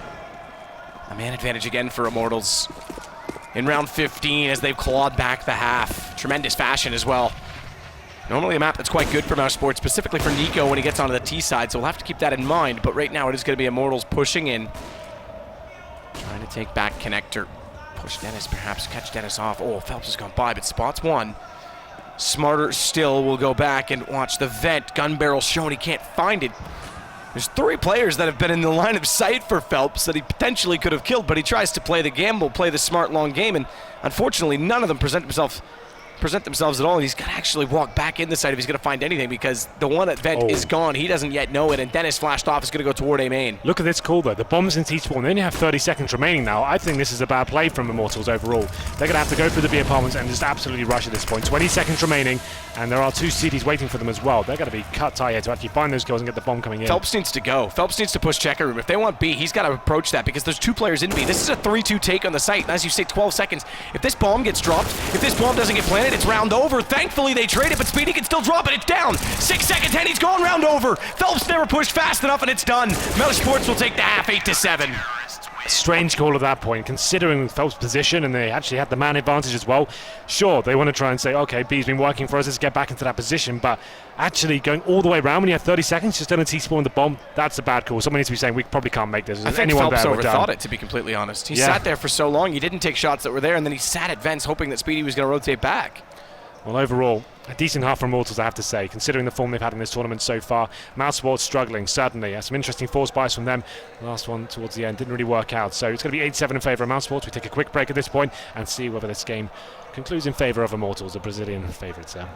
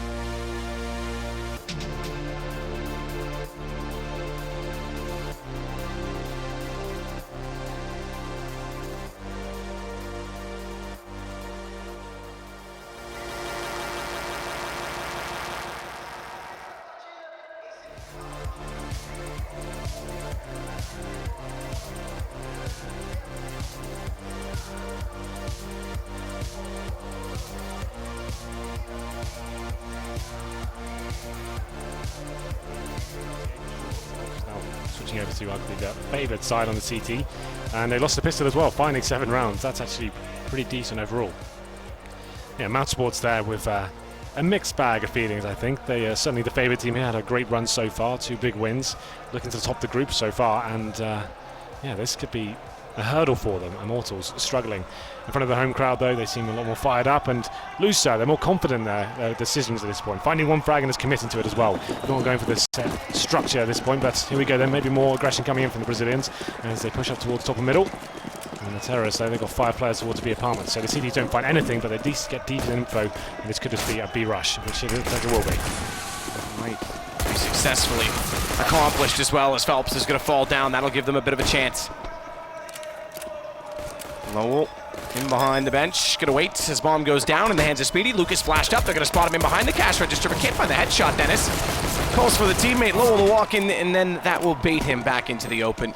3 versus 2, low HP for Lowell, and Zeus is gonna fall. It's gonna be all down to Bolts, or rather, excuse me, all on to Zeus. And he gets found immediately. Another 1 versus 3 that they have to try and clutch back. Mouse, 2 straight pistols in this game.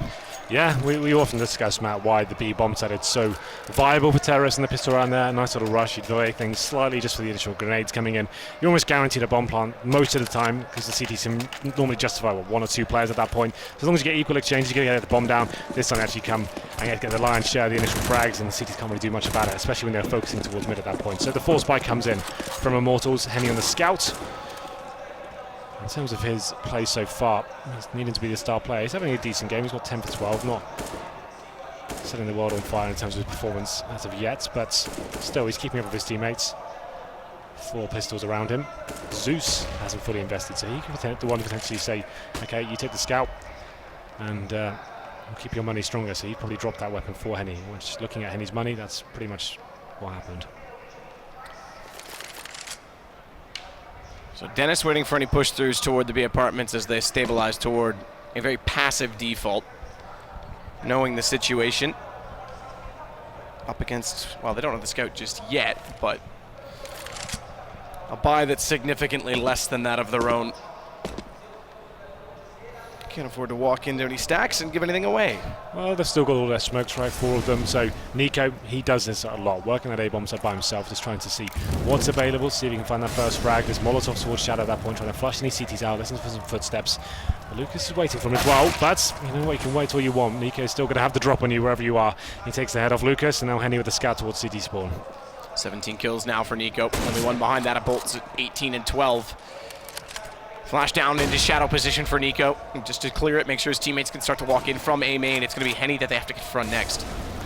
Yeah, Henny's got his work cut out for him. Like I said, smokes available for the T's. They know the scouts towards CD spawn. Flashes will come in, take him out of the round, and this should be pretty simple procedure now for Mousesports. Henny boosts himself on the ticket booth. The T's are almost wanting him to do that. That's the only way he can get vision on the side. So they'll be keeping their crosshairs focused towards that ticket booth. Lau now doing work with the UMP. Only 2 players remaining for Immortals. It'll be Phelps and Bolts. They've got armor, Bolts of head armor as well to save. There's 1 kill, but only going to be able to salvage UMP. Not even that. They have to fall back at this point. And you can see the push through potential for Lowell. He wanted to get kills on the SMG to build up money, but like you say, there's also a little bit to be saved. Nico needs to be okay. Hello. Well, that's click, click, click. Oh! Okay. X-ray off was nice in that because I knew Bolts was there, but I didn't realize that he was going to go for the peek. I thought he would try and confront him after and trade it back, but denies the kill, and now they get a UMP. Yeah, Nico thought, okay, free kill. He doesn't know that I can see him, but perfect timing from Bolts to back him up. There should be another UMP that just got blown closer to them. It's the scout that they got. Okay, so there was a gun blown closer by the bomb. So the force wide doesn't really work out for Immortals, but saving 2 sets of armor and a scout and a UMP as well, and smoke grenade pistols they can distribute to the teammates. It actually gives them somewhat of a fighting chance into round number 18 here. It's 10-7. Mousesports winning both pistols in this encounter so far. Looking to get 3-0 on both sides as well. So far 2-0, but this one still could be a little bit interesting. Especially with that scout picked up as well, but Chris J, he deals with the first player, taking down Zeus. Unarmored, runs towards A ramp, taken down. Absolutely taken down. As you would say. As you would say. Chris J, he'll back away a little bit. Bomb down toward the horseshoe position. It's going to be Dennis that starts to evaluate, investigate what's going on the B side. Spots the head of Henny as he goes for the jump information in toward B tunnels. There's going to be 2 there. Now the scout gets in position. No tag in on the first shot. Second one does. Dennis on 29. He's got to be a lot more careful now.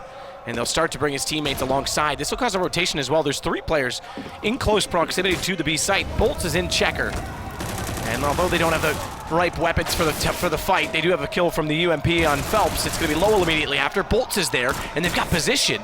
Bomb's not yet in. Dennis is low. Bolts might be found. Lucas is a little bit far, trying to get back in from the apartments, and as such, it will be now a 1 versus 3. Bomb going down, and Lucas with only a CZ75.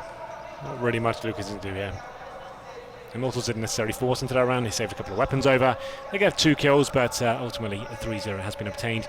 And Lucas trying to do what he can here towards the end. Speedy will detect towards the B apartments. 3 players staying alive from Mousesports, all with AKs as well. So in terms of like the bonus round, it's not really a possibility for Mousesports. You wouldn't have to do any little rush there, try and shut down the CTs. If you have SMGs on this sort of round after the CT's force in the second, that's actually a really nice time to rush there. You're trying to lock down the CTs and potentially don't have incendiaries, can't hold it off, maybe not have kits or even head armor. So we'll see what happens here. It is a difficult buy for Immortals, but Henny, he kept his money a little bit stronger than his teammates. He gets the AWP.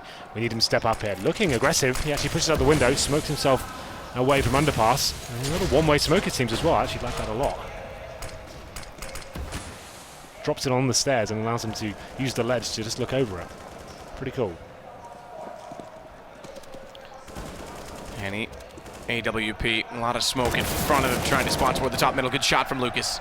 Headshot into Dennis, and twin brother Henny's going to follow it up. Chris will go down. Nico wants back in, though. Takes a nade, cops it off the back as it bounces off the wall behind, but ultimate goal was get the bomb and get away, and he's done exactly that. Watch the position at top middle, though. Lowell, he's a little bit hesitant. Oh, spotted. Walk out from mid, or bottom mid, excuse me, because of that positioning of Bolts. As a result, it gives Phelps the chance to try and catch off these rotations because he was at the top of middle. Could have been caught by Lowell in all of this, but now he's got all the information required. Bomb, meanwhile, has gone back toward Palace. So he hears one going B apartments. They're going to try and capitalize on that. It's a 1v1 inside of the A site, and it's Nico on an AWP with 65 HP. And Nico's backed away slightly, but if they full rotate, he's done it. This is a full rotation. They're going to try and find everyone in sort of the apartments. Slowly now do they consider it might be elsewhere, but Nico finds the kill. Bomb's going to go plant it on A. No! Nico backs! So it's a game of thought process, a cat and mouse, and they're overthinking it. Nico has the A site for the taking. Speedy's done everything required, and yet the bomb's not going. It goes toward A main. Now it's a little bit late for the plant. Speedy, he's going to get locked out inside connector. Down he goes. Bomb plant never happens, and already they're back to the A site. Nico, his opportunity bypassed. Yeah, that was an interesting procedure. Nico should be dealt with accordingly. Bolts makes it a little bit more interesting than it had to be, I guess. But yeah, you're absolutely right. A lot of interesting discoveries there from the CTs. They got a lot of information. They actually spotted Speedy going towards the B apartments there, and they couldn't quite work out where he was going. So, like you said, Nico had an opportunity to plant the A-bombs in the A-bomb side, but didn't really have the information we have, I guess, trying to work out how to get a pick first in the 4-on-2. And we have another pause coming in here. This is looking like it'll be technical, but it's unpaused straight away, I think. So we should be okay. Money for the terrorists after winning the first 3 rounds. Losing their first gun round, it's going to be around 4k, a little bit less than that, in fact. It actually will be more of a force buy. I think they've dropped 1 weapon over. Immortals, how many players they keep alive? I think it was 4 in total. So in terms of the reset potential and the money the cities have, it would be a reset, definitely, but not as devastating as it potentially could be. So what's the call at this point? Mousesports only invested in 1 player so far. Dennis, I'm going to drop on his spawn and see what they've dropped. Yeah. Oh, he's got an AWP, so he's dropped the AWP. They have an AK as well. Nico can buy. There might be a couple of Tech 9 players here and there. Starting to get a little more full in the auditorium. Imagine when SK plays. Can you imagine? Gotta blow the roof off. It's true. Circular building as well, so time for 360 stage, I think. Let's get it done. We could be like Bono and U2. Yeah. We'll go on a world tour, Henry. Me and you just like, instead of on a desk, we'll have wireless headphones on. And we'll just walk around and get the hype. Yeah, exactly. And what we'll do is we'll have the booths on either side with our casting desk in the middle. It's because, let's face it, we could wear like VR headsets so we can see the game still and still walk around. Whoa. That could be the next level. Whoa. You're putting a lot of faith in Valve to give us the attention required to make that happen. Yeah, well, maybe soon. Oh, we're back into it, ladies and gentlemen. It's 11-8. Immortals do find the first gun round here, like they did in the previous half as well. They had to grind their way back into the game through the gun rounds, and a looser playstyle managed them to get 7. They now have a late 8 rounds after winning the previous one. So, difficult buy, like I said, for Mousesports. It's going to be 2 AKs. Chris J on the AWP. He's been great so far. Let's see if he can continue. Nico, smoke in hand, looking convincing to me that it's going to be an A play, and with the rest of the mini-map suggesting the same, I expect that'll happen momentarily. Lucas and Bolts will be the one on the receiving end of such an execution. Smokes come in. It's going to be Chris J towards B by himself, but the A commitment looking like he will be coming in with the bomb as well. And then they go. Dennis.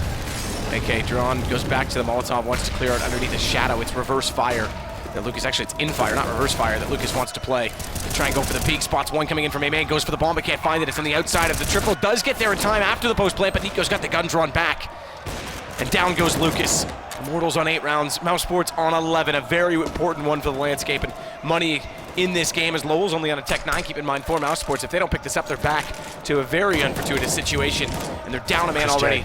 Chris J's on short, watching the bomb as well. Oh, that's a key shot. Now they know exactly where he is. Have they got a smoke to take his vision where they haven't? Full defuse coming in, surely. It's not on it yet. They're not on it yet. Bolt is elected to get off, but they take him down. They push him. They've lost the prime position to cover it. The entire architecture of this play is lost to the fact that they have no one watching from short. Denied? No, it's not. Okay, the camera confused me. It looked like it had taken down the diffuser, but it was Lowell that fell, and Zeus gets the diffuse. Immortals will pick up their 9. You could see exactly how Mousesports have designed that. Chris J waiting towards the B apartment. He's not going to be part of the round at all until the bomb's planted. It's successful up to that point. Chris J's towards short. He can see the bomb perfectly. There's no smokes available for Immortals to take the vision away from him, but they have flashbangs. They throw a flash over the roof there, blind him. Phelps takes the headshot of the AK, a crucial shot. If Chris J just found one kill there and just stayed alive at that point, throwing a spanner into the works, that could have been enough. He misses the shot, and now Henny, he's starting to hit them as he takes down Dennis, open things up, Lucas as well. And it's an eco round for Mousesports, but ultimately Immortals getting themselves a step closer. It should be 11-10 after this encounter. Still going with the aggression, don't really need to. Oh, run boost. Okay, I missed that. Got tagged up though, and he's able to walk back out, so the run boost kind of fell apart from the very beginning, and then it was just a slaughter. So Immortals now within 1 round. They have not won a pistol in this game, and yet they're 1 round behind Mousesports, who normally are good on Mirage. They're looking much better today. And these guys actually played Mirage at E-League. It was Mousesports who got 12-3 on the CT half, and okay, interesting enough, before I finish that point, Chris J's brought out the Creed. A weapon we don't really see in competitive play that often, still viable, just not worth the extra expense from compared to the AK. Fast A play coming in, doesn't pay off for Chris. It's Lucas to take down Speedy. They're caught out, this fast play. Look at the amount of flashes against them. I heard 4 rings in my ears. They'll have heard more than that, surely. Lowell, he's got his vision back, no vision restored, 2 kills in, almost finds a 3rd through the smoke on the Bolts. They'll take down Lowell, they'll take down Nico, they'll take down Chris J. It's all gone except for Dennis. 1 versus 3. And he's only got 31 HP to contend this round with. Bomb is down in the vision of Henny. There's a smoke out to turret slightly, but I think you can just see under the edge of it. And Henny with an AWP. Prime position, misses a shot, similar to Chris in the last round. And Dennis tries to advance beyond, but Phelps is ready, and now it's 11-11. We've made that scoreline once again, but yeah, Mousesports there, they had the buy available, trying to do similar rounds that we saw Immortals in the first half. That a simple A approach. Obviously, going to be receiving one smoke from the CTs there. That's designed to stop you rushing, of course, but then if you wait for a little bit, flash over, trying to take the CT vision away, means you can potentially surprise them and have that factor of having huge amounts of manpower towards the A side. Doesn't really work out for Mousesports, so Immortals hitting the shots. Henny stepping up the orb once again, and the UMPs, it seemed, was pushing through, finding kills all over the place, and that Krieg investment for Chris J doesn't amount to too much. So we go into another eco here for Mousesports. It's going to be Deagles, 3 of them in fact, for the European side. I was about to say German, but that's no longer true. So, can they find anything here? Dennis, the very low HP towards the apartments, but Speedy with the Glock through the smoke does take down Zeus. So, something to work with here. Not much, but something. Let's see if they can add on to this. Bomb recovered. Dennis on 4 HP on the Deagle. 1 of 3 that they've got in the round. Make that 1 of 2 because Nico walks out and Henny hits a shot brilliantly outside of the apartments. Phelps waiting back over toward B as well is going to watch a Speedy. Runs back down the corridor and they'll regroup in spawn. Well. We have got an M4 for Speedy. Time remaining as well, but no grenades at all. It looks like Lowell will be towards Palace RNA.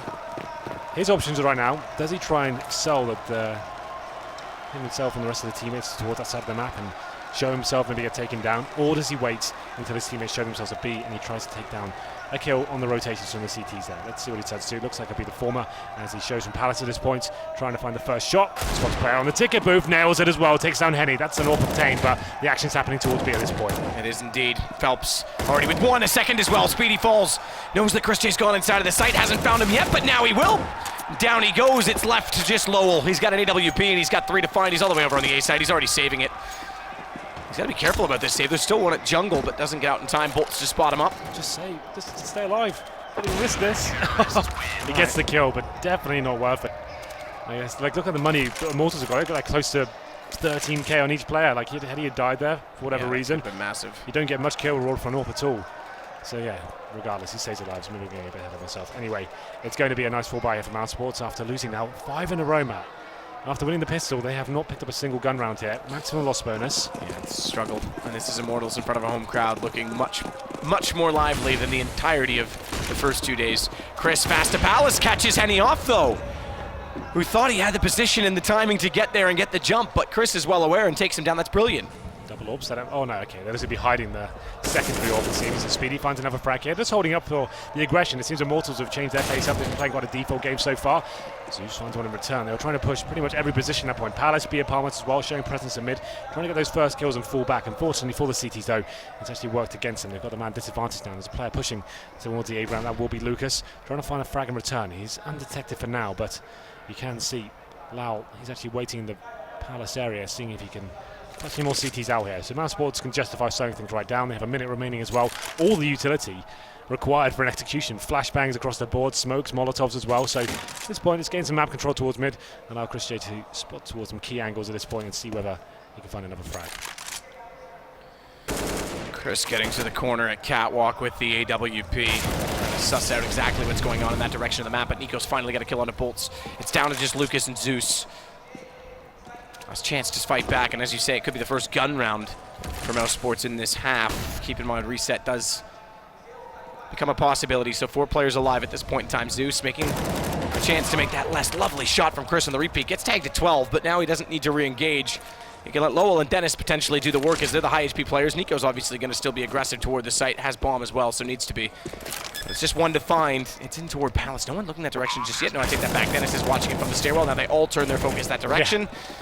And Lucas is going to try and run away. There's an orb there as well. It was where the terrorists trying to hide that. Lucas finds that, picks up the AWP. So at this point, he's just trying to stay alive. So he's going to drop that orb on the floor. He knows that he's going to be hunting him. So he's just going to keep the M4, allow him to have some more close range potential, trying to stay alive. He'll grab the orb at the very end if he does survive.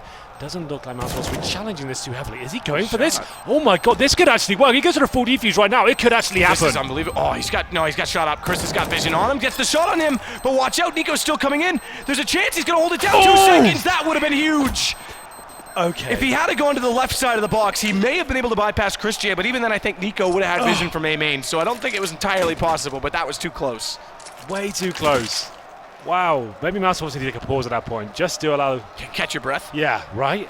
Nico then in 1v1, had it been a fake defuse and then he faced towards Abraham, he was going down.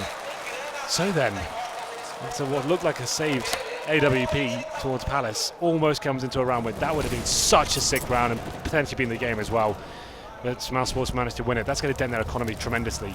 They win 1 round map. That's the problem. They've only got 1 round now. No loss bonus. Those kills, he didn't win the round, but he's dented them so much. Yep. If Mousesports lose this one, that could be it. They're going to focus towards A main. A ramp, I should say, and then Palace as well. 3 players towards that area, and Nico. A lot of their tactics are based around him finding the first frag. He'll be towards A ramp by himself, trying to see if he can open this situation up as Lucas waits very closely next to him. Perfect. As soon as the Molotov's out, Lucas decides to face, takes him down. That's very nicely done, but Speedy does return the favor. Does indeed. And he's got position, though, inside a connector with an AWP and a massive gap in the smoke. They try and put a second one in, and it will allow the bomb to get there. There was a gap as well toward that position, but Henry missed the shot. So bomb gets planted in for Mousesports. Bolts flashed off, tries to put a couple preemptive strikes toward the sandwich position for anyone transitioning back toward a post-planet A main, and Phillips is doing his best work to try and get back in the site, but he's deterred. And look at the amount of flashes. The utilities have been everywhere in this game. Smoking the bomb. Now watch this fast play. I bet you they're going to try and get from CT onto bomb, as Zeus will be the one to do it. He's got the kit, but they've got problems. Phelps, he takes back one of those problems in Speedy in toward the connector, and Zeus is trying to find it. He's lost it in his own smoke. Now he's going to touch for the defuse. They can't find the lineup. He's got it to 2. Zeus is on it. He's got it. He's done it. No way! By design, and Lowell's late on the knife. He found Phelps, but Zeus, he knew exactly what his smoke was for.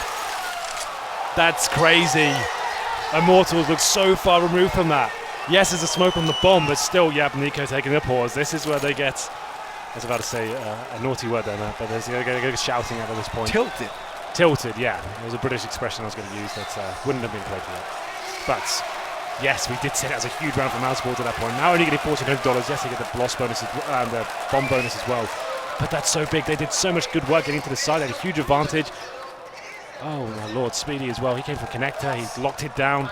Zeus. Pretty much the only way he could win the round. I love those moments when the full defuse comes in. You can see the terrorists sort of panicking. They think they know exactly who the bomb is. Start spraying at it. And as soon as the first 10, 12 bullets don't hit, that's when you can see the adjustments coming in. They pull out the knife. You've got 5 seconds to find that frag as well. Zeus doesn't need to display a tremendous amount of aim to win that situation, but a lot of intelligence in terms of the way he picks up the round.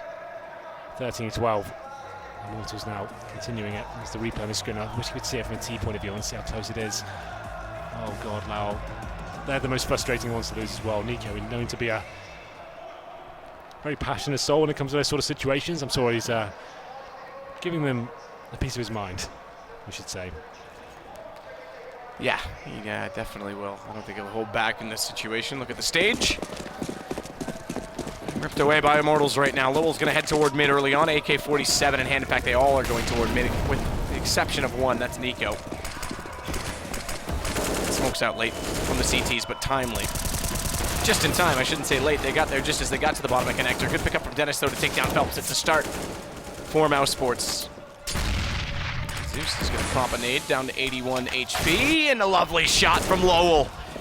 Mousesports now with a 2-man advantage post timeout. 13-13ers, the score we could be looking at if they can convert this into a win in this round. As Bolts has an opportunity to catch them off, swinging by connector. Oh, he loses it. He looks back the wrong direction. The timing is off. He's now got a problem in the fact that they've lost B site to apartments and catwalk, and they're going to pack away already. They have to. Money's not great for Immortals, so they're pretty much submitting at this point. They have one kit and an SMG available for them, but in a 5-on-3, after losing those initial encounters to Mousesports, set a very simple approach to Mousesports. 4 players just going very aggressively towards middle, challenging connector as soon as they could with a bit of utility as well. And Nico, I was about to say he's not done quite yet, but it seems like he is. Lucas will shut him down and upgrade his SMG to an AK, so it's actually a good encounter for Immortals overall. But still, Mousesports tying things up at 13-13. Simple play towards mid does pay off. It was Lowell and we'll find the phrase. Lowell and Dennis. My screen kind of disappeared at that point. I was trying to build it up smoothly, but it fell apart for me. So a pause comes in once again. This must be technical. It feels like there's a lot of pauses for Mousesports. This is probably their second, to be fair. It always feels like a lot more when it's 2 per half. It does, but it's good to see teams taking advantage of them, as Nico's going to call yet another 13-13 money grim for specifically in this round, the CT sides, but both sides really.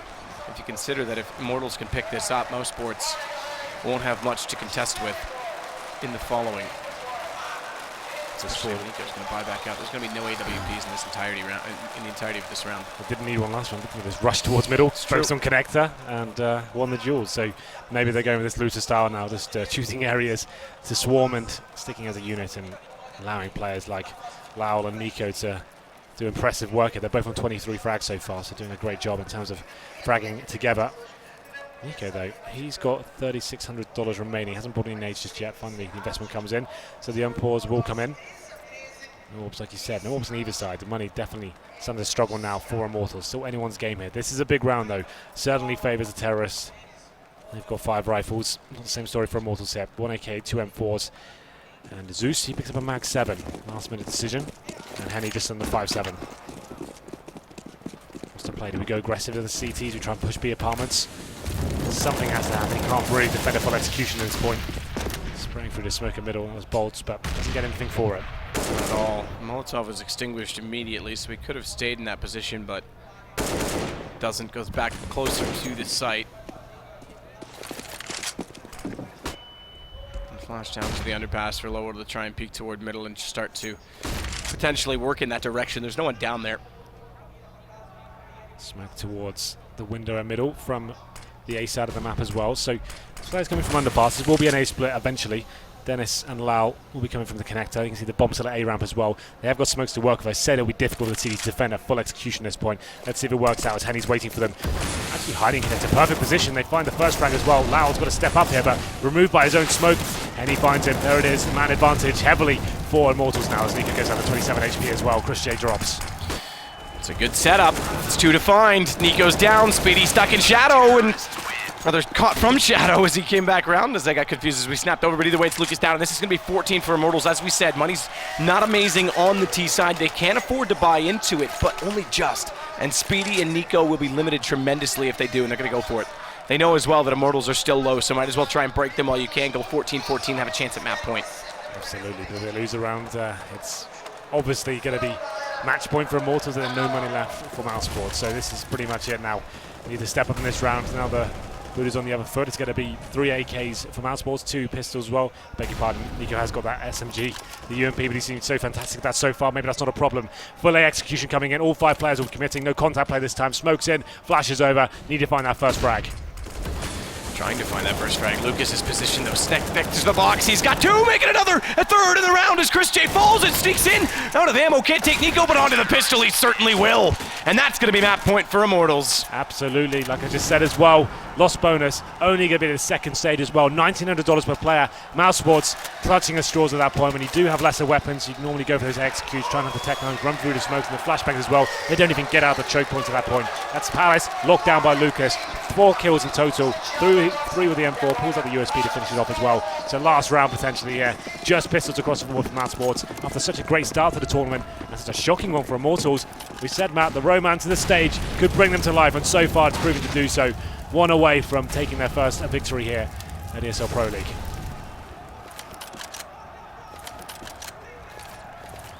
Positioning inside of the side at B, where we're looking to be attacked, is Zeus and Phelps. Zeus at the truck, and Phelps in the grave. They pop out the window, they catch him off. Zeus now has to play this perfectly. He only gets 1 burns from Speedy. Luckily, Bolt has made a fast rotation, but watch him behind the smoke, 7 HP. Nico's going to find him surely with the tech 9. No! Cuts off and catches out Henny. A smart play, thinking on his feet as Henny would have expected the chase to come through, and now it's just Lucas remaining on a retake coming in from mid. He's got a kit to work with. Hines 1 already. Chris down. That gives away his position. And he still hasn't figured out where the other 2 are, so he's considering the van, considering as well onto the apartment.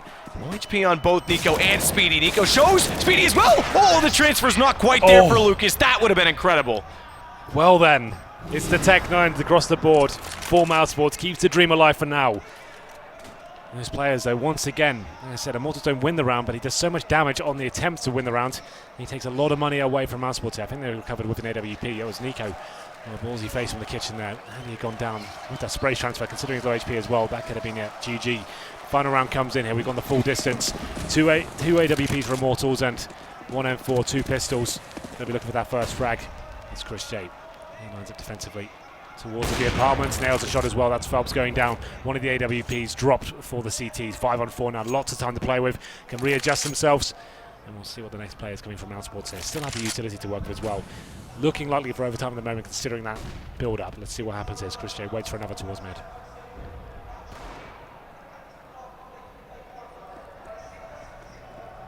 So down 1 early. Lucas still up in this. Henny as well.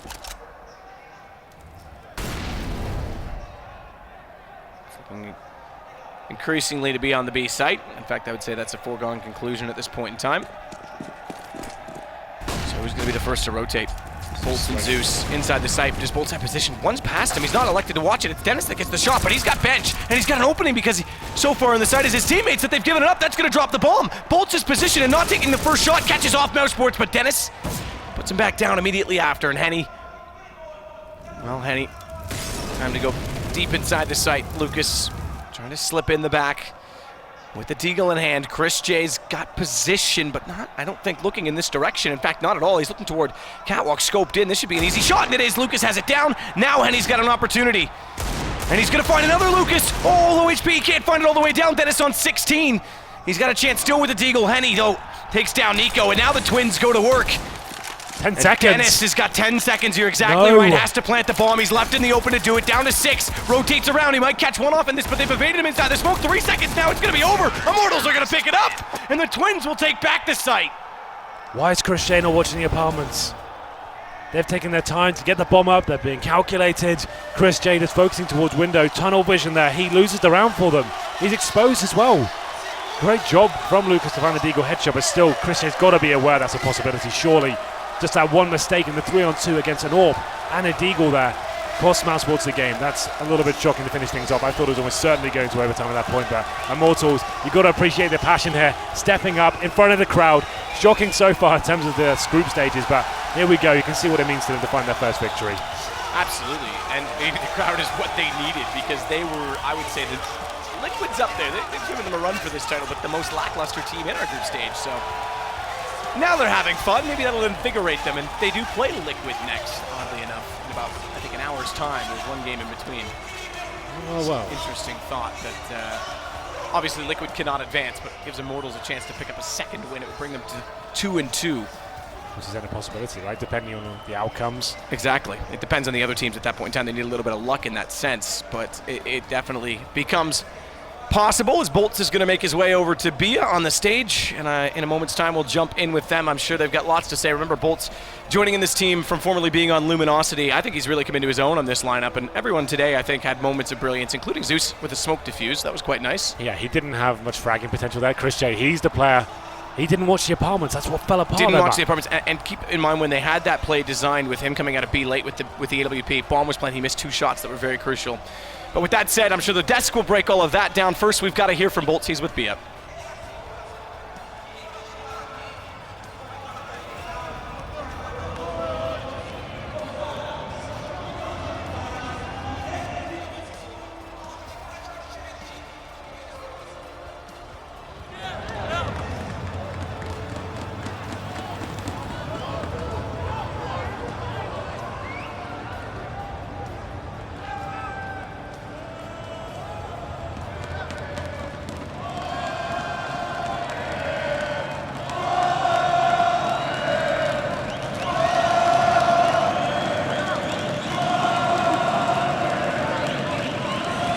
Gente, foi demais, hein? Que partida! Boss, congratulations. It was a tough match, right? And you started a little bit slow, but then you came back, pulled it together, and won. All the pressure was on you guys. How did you deal with it?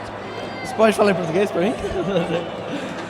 Tava muita pressão, toda em cima de vocês, né? Vocês não começaram tão bem assim, depois viraram, foi um negócio mega emocionante. Como é que vocês lidaram com essa pressão? Então, a gente começou meio mal, mas a torcida, quando a gente começou a gritar, a gente foi pra cima. Tudo por causa deles. Yeah, the supporters make the difference.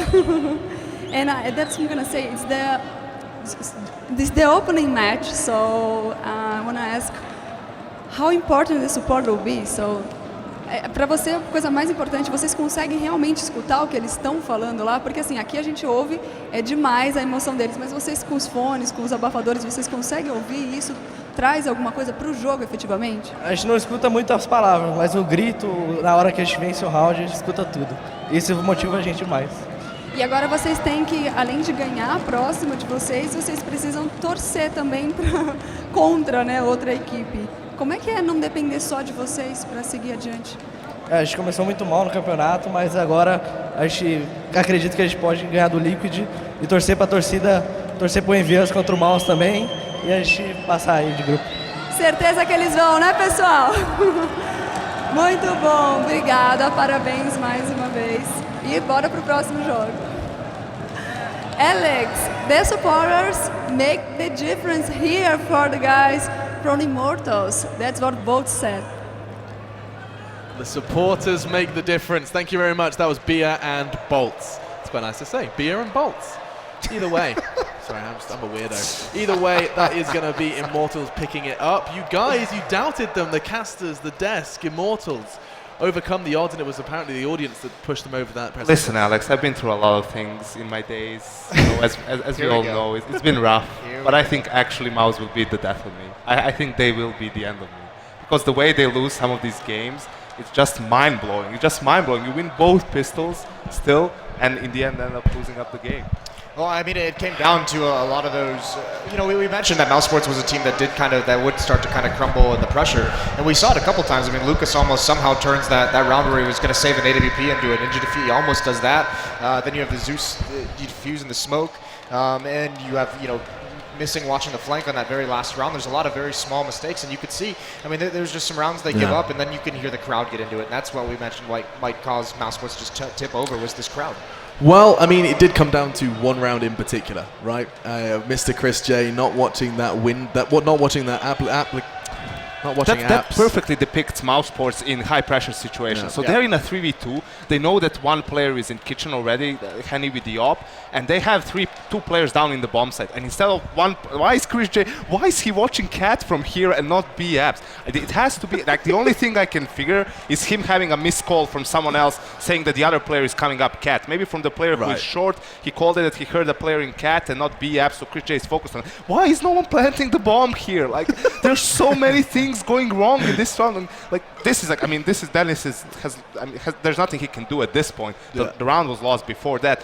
Why is one player not planting the bomb? Chris J watching B apps, and Nico was the third player, I think, so just called if someone decides to push through kitchen. There's no way Dennis dies without planting the bomb before Nico dies. Privilege is triggered. I love that we finally caught on camera what Yanko sounds like in the green room. This is genuinely what he sounds a little bit cleaner. I mean, he watches his profanity, perhaps. but that's brilliant. To be honest, that was just, you know, the cherry on top of that second half, because some of the rounds, Mouse was a little bit unlucky. I mean, they had that A execute with smokes where Chris J was going B apps and then had the bomb planted for him. That was really cool. But he unfortunately missed all of his shots from that position. That could have been a one round. But in my opinion, there were some bad calls as well. When you look at how towards the end of that game, I think the score was 14-13 or 13-13. They knew that Immortals had a weak economy. Immortals goes for the force buy, and Mouse goes for this, you know, kind of a surprise execute where they smoke off connector by themselves and then try to push through it.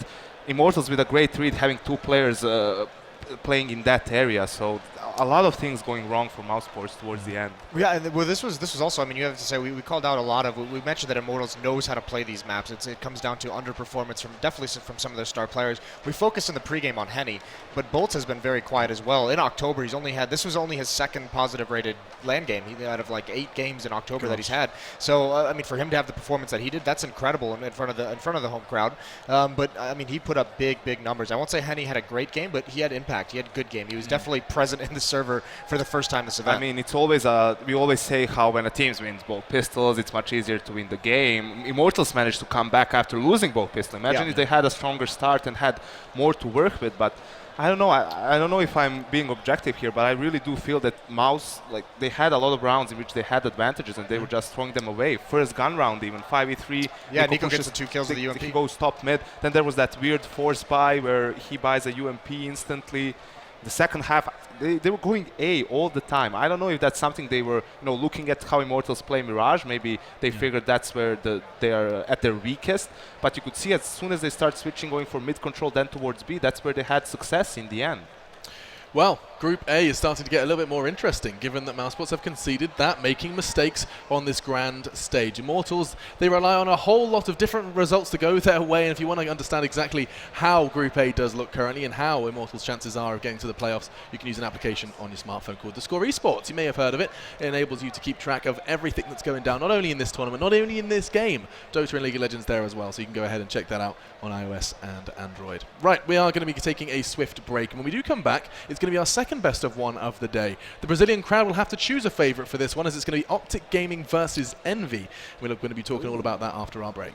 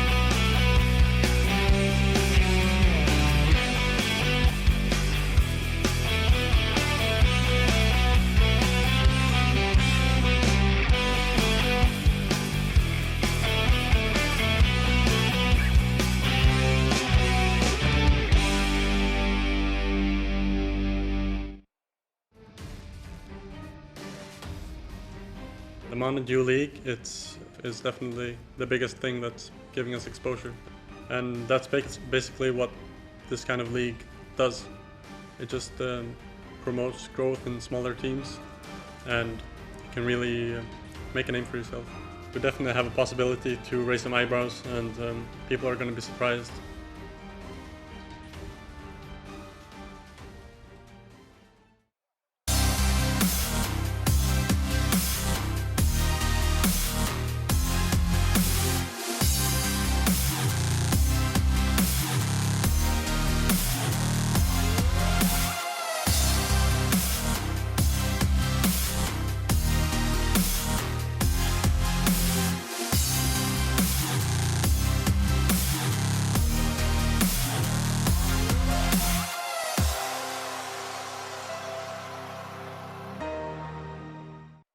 This is the galaxy's easiest meal. And this is the galaxy's easiest race.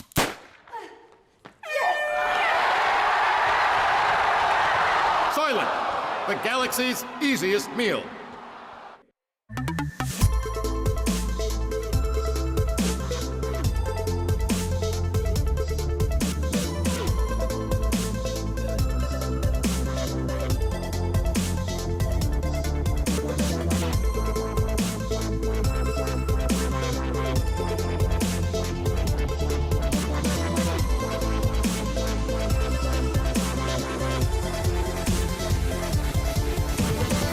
Get your team apparel now at shop.eslgaming.com. This is the galaxy's easiest meal. And this is the galaxy's easiest haircut. I absolutely love it. Soylent, the galaxy's easiest meal.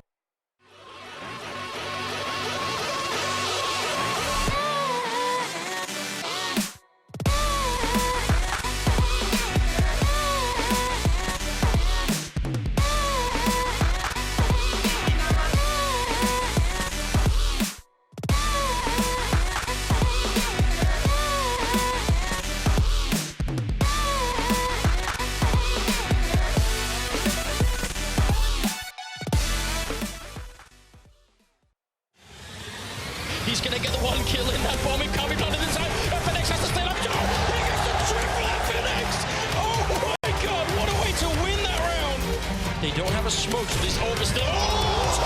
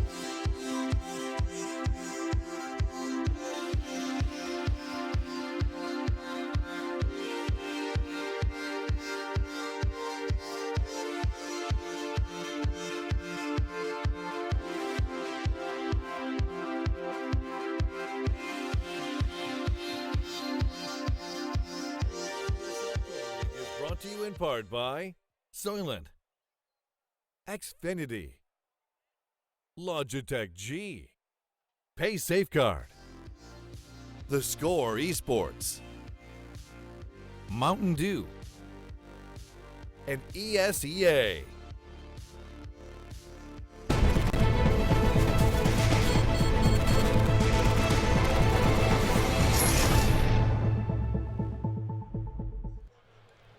It's time for our second game in the arena here for the ESL Pro League Finals. Immortals, against all odds, supported by their home crowd, have managed to go ahead and get a surprise victory, 16-14. I'm not alone. I have a very salty and tilted Yanko joining me after that initial result versus Mouse. Hey, dude, it's good to have you kind of It's going to be okay. We're going to get through this together. Introduce Moses, please. Okay, sorry. And Moses is joining us as well. We're not going to linger on that one for too long. Of course, the questions we're going to be answering here on the desk is whether or not Envy can continue, as I get my words out, to go undefeated, or will the kind of North American-Canadian hybrid have them in their sights? Optic, the team going up against them.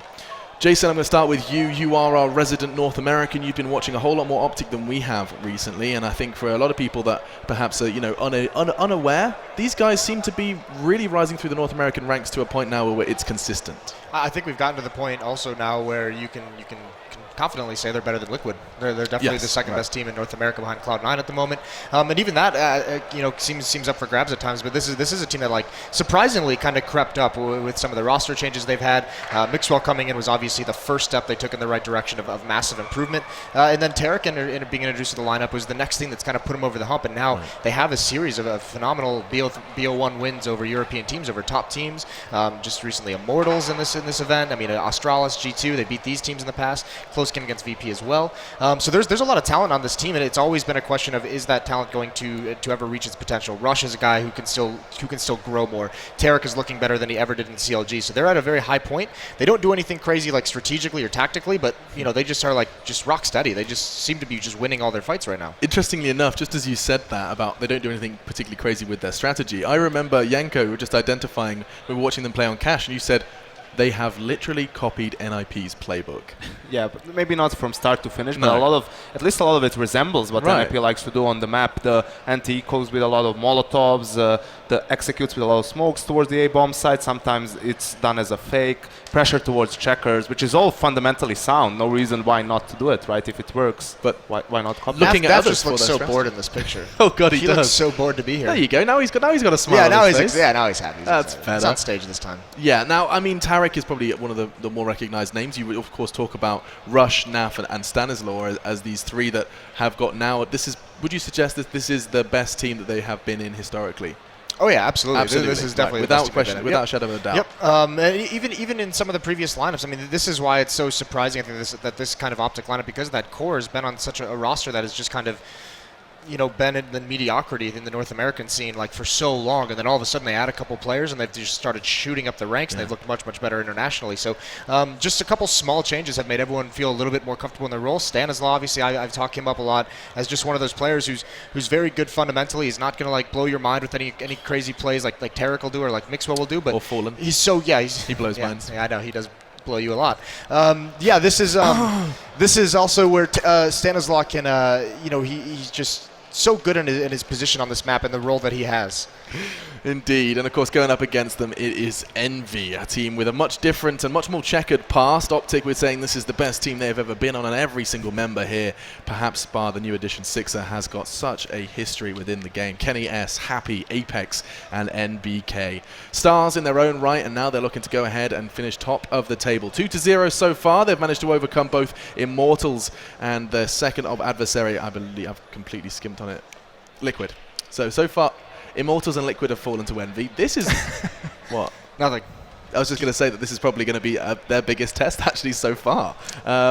With a best-of-one environment, with Optic actually having good success in best-of-ones, I'm actually looking at you quickly, Jason, for the start of the map veto. I think we get that under our belt nice and quick. I mean, obviously, if you're Optic, they've shown that they're willing to play pretty much anyone on train, no matter how good of a map it is for their opponents. It hasn't been successful, but that was against, I think Fnatic was the one who beat him, and then SK obviously beat them on it as well. And I think also from just the other day, beating Immortals on Cobble, I think they're going to want to steer this towards that.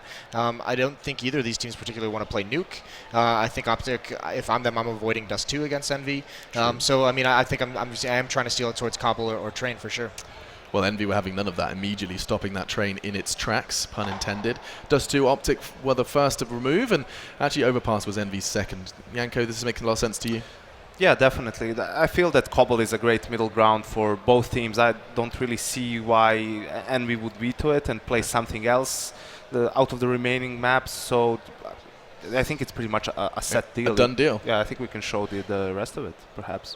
Okay, here we go. Yeah, drum roll, please. This is actually, I'm not sure if I would. Okay, so it is going to be Cobble. Yanko knew. I don't do it for no reason, Alex. He knew. He did indeed see it coming. Now, I mean, we saw Envy versus Immortals, and so now we know it's going. Augment on Cobblestone. Now that it's going back into that map, my first question is going to be, it was only a couple of days ago, we saw Envy versus Immortals. Was it Envy playing a very good, solid game of Cobblestone, or was it Immortals just not getting into it? It was definitely both. Okay. I mean, you can even see the way that Immortals played today. That's the one we expected to come into these two events these past 2 weeks. Even just briefly, just stop by to talk to Zeus after that match, and he's like, "That's the first time we've played as a team in the past 2 weeks." Like he even has felt that this has been like very dysfunctional for that squad. So it's definitely both. I mean, a good team like Envious, they're going to be able with the skill on that team to put you off your game to begin with, and then you put that on top of the fact that Immortals just themselves aren't playing well. Yeah. That's kind of why that scoreline comes out. And, I mean, in terms of pound-for-pound players, I mean, surely no one could fight at the Optic corner when it comes to individual skill. Is it safe to assume Envy are head and shoulders? Or perhaps not head and shoulders is the wrong expression. I mean, definitely so. You have the likes of Kenny S and Apex on the team that can take over the game by themselves, basically. I think Cobble is actually a really exciting map for these two teams to play on, because if Optic wins, it's gives them a legitimate upset win, you can call it to an extent. I think it was actually New York, the map they beat G2 on. I think it was Cobble. I'm not 100% sure about Cash. that one. And Cash? Yeah. Okay, wrong, of course.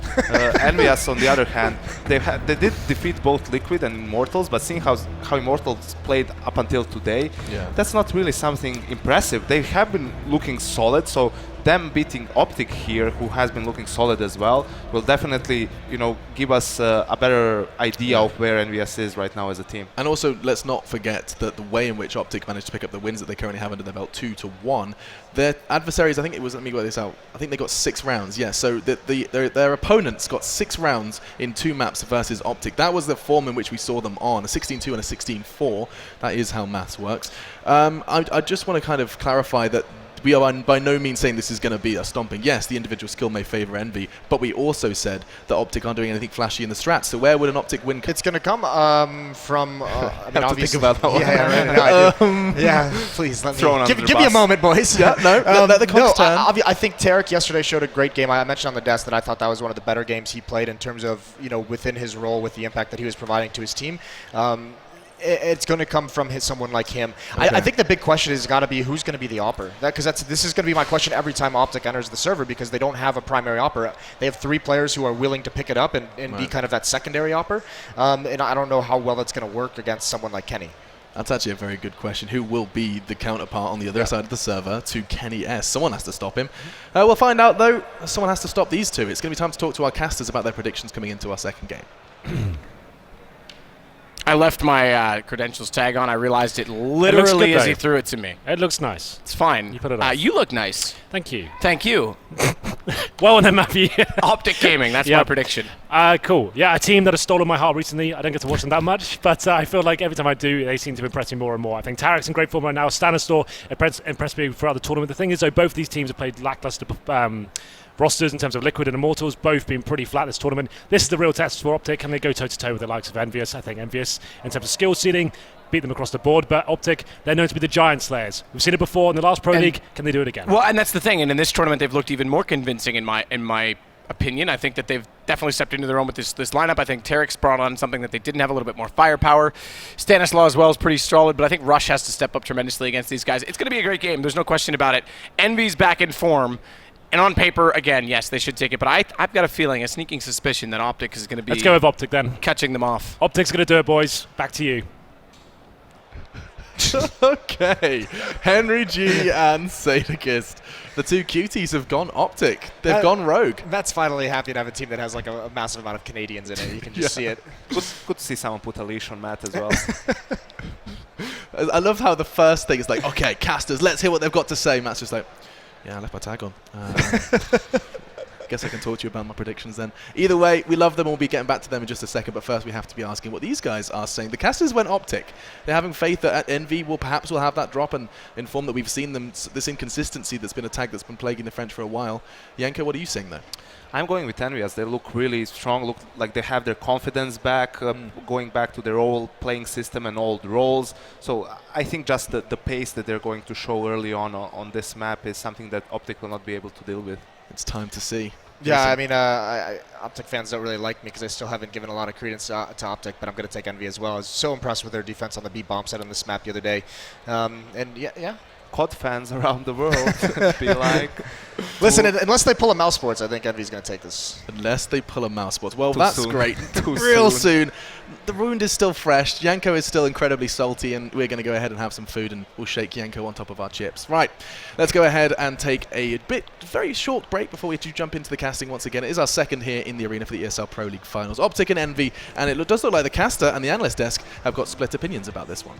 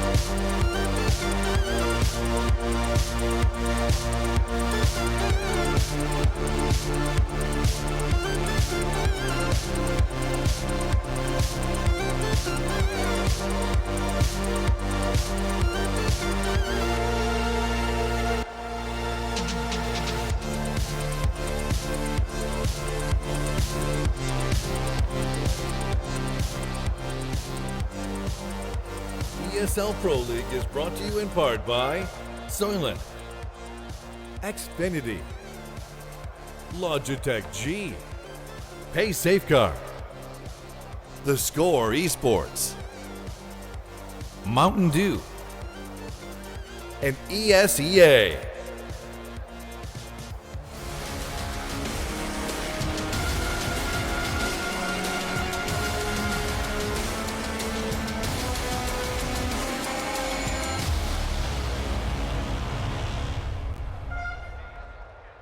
A formidable French squad, former major champions, twice throughout this sort of lineup, core of this lineup, although it's been definitely a different one from the LDLC to the Envy time. It's a year next week, though, since that major championship came in for Envious. And in that year, they've gone through one of the largest slumps of any pro team, I think, on record. Yeah. 2 majors, the next 2, they failed to qualify, and now they're finally fighting back with the addition of Sixer. It was Devil for a little while, but now Sixer's on board.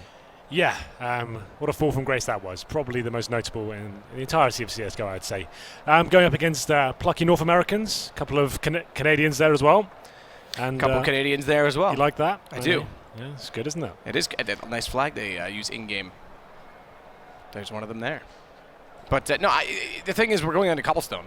Now, Cobblestone for me, yes, we saw some great results from it from Optic early on, especially from Tarek, by the way, to make that save against Phelps in the last time we did watch them play just yesterday. But you have to consider that Sixer, a lot of his statistics have been below the 1.0 mark. I know a lot of people have been pointing that out. Okay, he's not on paper going to be the star that exists on Envious, and therefore, if other people are taking up those kills, it's not his job to hit 1.2 every game, okay? What map that he is very good on, though, and where he can actually hit those stats, is Cobblestone.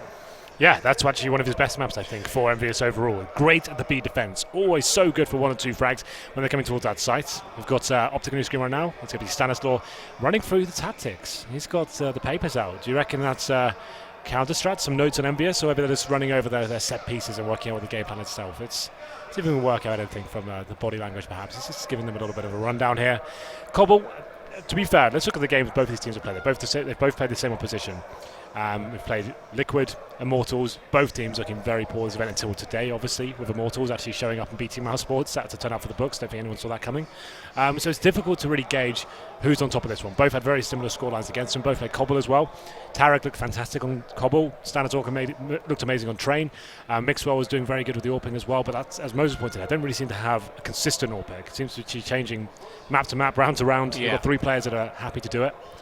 But yeah, Kenny S. Let's talk about him for a second. Still, sure, if you want to indulge me for a second while we work out whether he still, well, in this current form, I still think he's contending for the #1 AWPer in the world. I think it's still a reasonable call, especially in this tournament as well. Like, you've been seeing some of the flick shots, you've been enjoying them. That's where Kenny still strikes me as impressive, is his ability to make decision-making. Remember A-Site on Inferno, how incredible he was inside those boxes, dancing around, picking angles, hitting no scopes, fast flicks, fast Remember that scopes. round against my team? Yes, easy skins that can absolutely wreck. Oh my goodness, Kenny S. down. That's where he really impresses me, and I would say, okay, it's hard to contest against that. Fallen's very good at those. He's not quite as flashy with the flicks per se, but he's good at positioning in those situations. But what it doesn't do for me that I need back from Kenny is the opening in the rounds, the ability to find space on his own, to get aggressive and catch teams off. It seems like he's almost hesitant in a lot of situations now, and ultimately, Envy needs opening picks.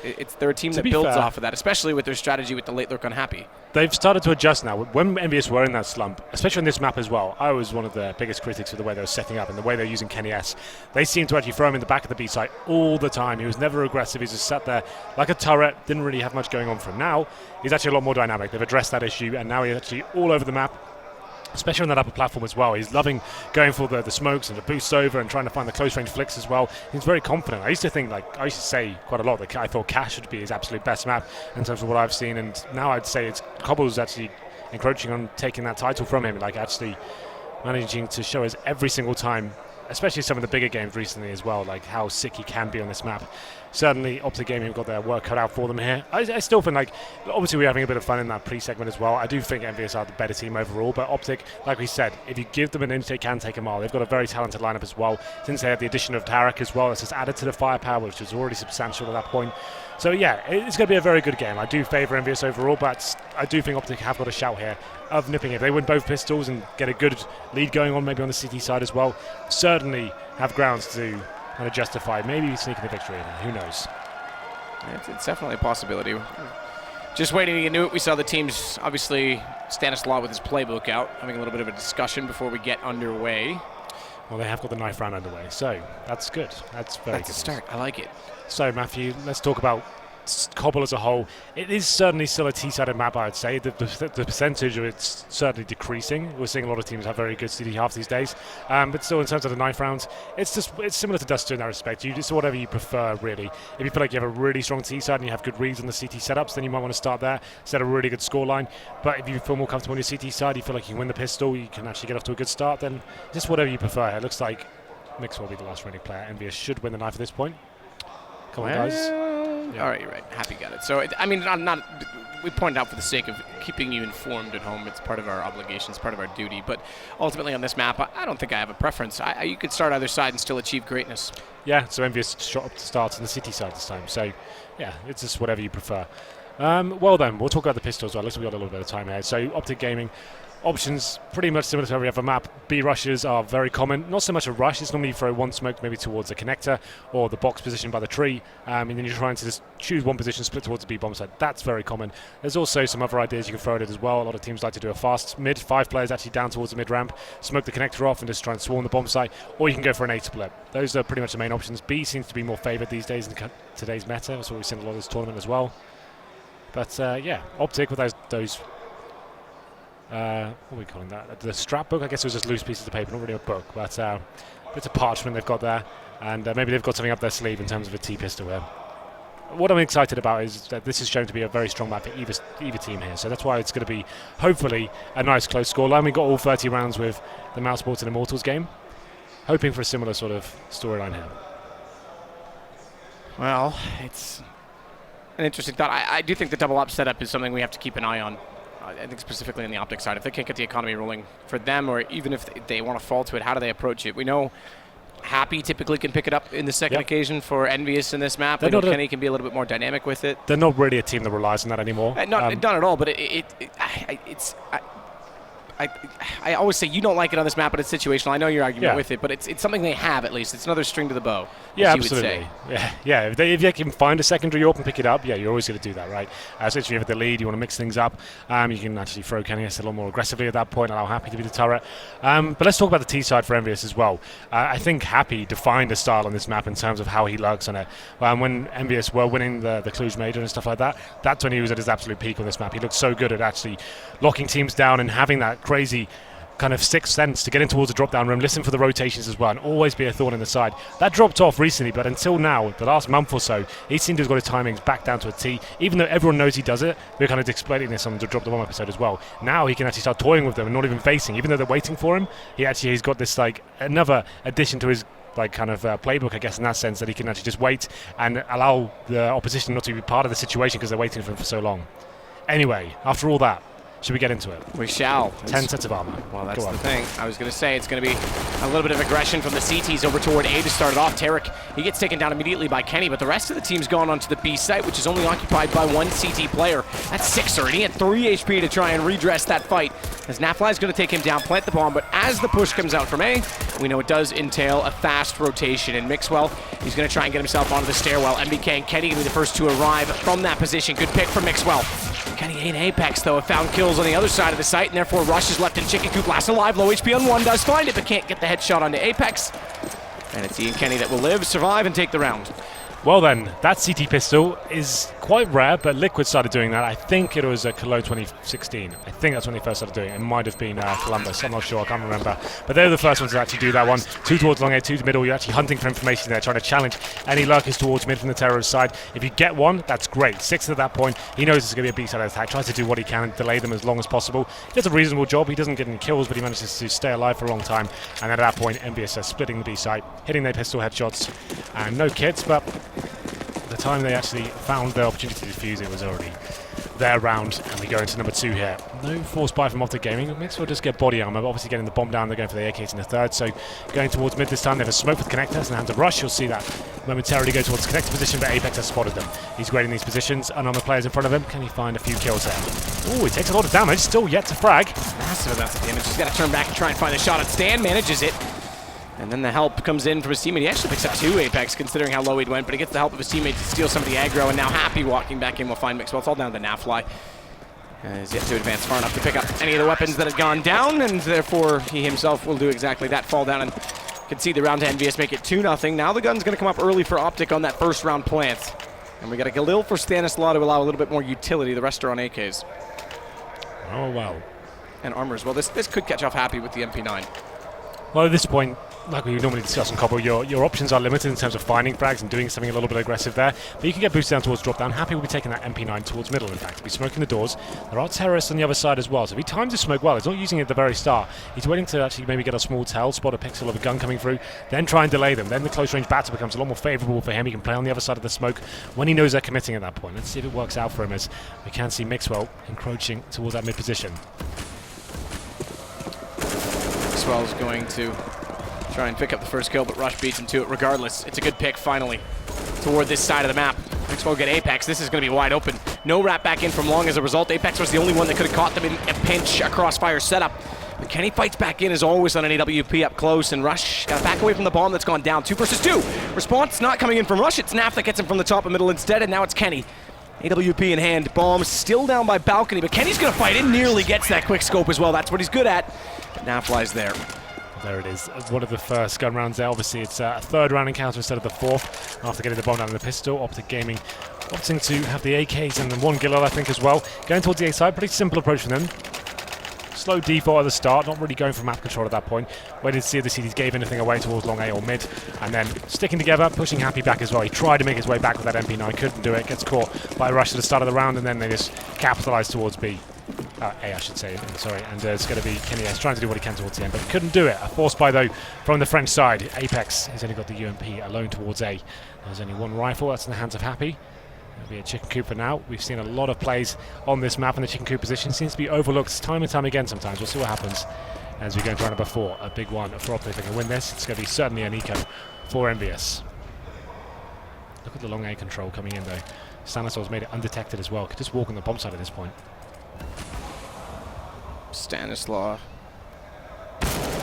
work up the stables. 2 players already in behind the APC on the fast rotations. One at the bottom and middle as well. Stan's going to be segregated entirely on his own inside of the A site. Gone as well, and it's not looking good for Optic. As Mixwell falls to the shotgun, it's all on Naf. They never got a second man inside of A, and even if they had, they were stuck between 3 approaches of CT players holding the perimeter to the site. That's so sick from Kenny S. We didn't see a hit from his POV, I caught it. And he's just at the PT50, just dinking people all over the place, finds 2 kills as well. And you can see the last player for Optic Gaming towards drop down, challenging the Mag 7. Mag 7 very strong in that position. MBK is actually a pretty solid player in that area. So there it is, the force buy from MBS. They managed to bring one back. And no loss by this Optic Gaming. It's going to be a force for them as well, but they've only got Tech 9s here. They've got an AK as well in the hands of Rush. 3 smokes, now make it 4. A few flashbangs to work with. Let's see if they can do anything about this round. There are still lesser weapons for the CTs. There's a Galil, UMP, and a Max 7 as well, so definitely a chance to make something happen here with the pistols. And Rush, he's going to have to be the one that steps up here with the AK-47. As well with the Molotov. Clear out the stairwell, but that's not where the players are. In fact, Sixers down below that. They find out the hard way, dropping in. They may find out doubly so. Twice they're going to not find him, and Sixers got another stand. It's Kenny that gets the shot above his head, but Sixers sits in the corner and takes them all. Yeah, you thought at that point, okay, he's beneath you. No, try again, no, beneath you. Yep. No one going to check it? Okay, no problem. Sixer gets 3 kills. To be fair, it wasn't like they were going to do too much of that round regardless, but Sixer should have been going down, I think. So, 4-1 for MVS. We did say it's a T-sided map, and these days it's going to be Optic now on a full eco after the force buy in the previous round. Round number 6. At this point, the lesser weapons are more than happy to stay up. Sixer can farm even more cash than he got on the last round. Same story for MBK as well. $900 per kill with that weapon. And it's Tara trying to show some presence towards the upper platform. That I think the majority of his teammates will be heading towards drop down. They have no nades to really do anything with it. Maybe just run through the smoke at this point. See what happens. We'll be rushed to go in first by the looks of things. Maybe now fly. Who knows? Let's go. MBK wants to try and shut them down, but can't. Flashes in. Happy.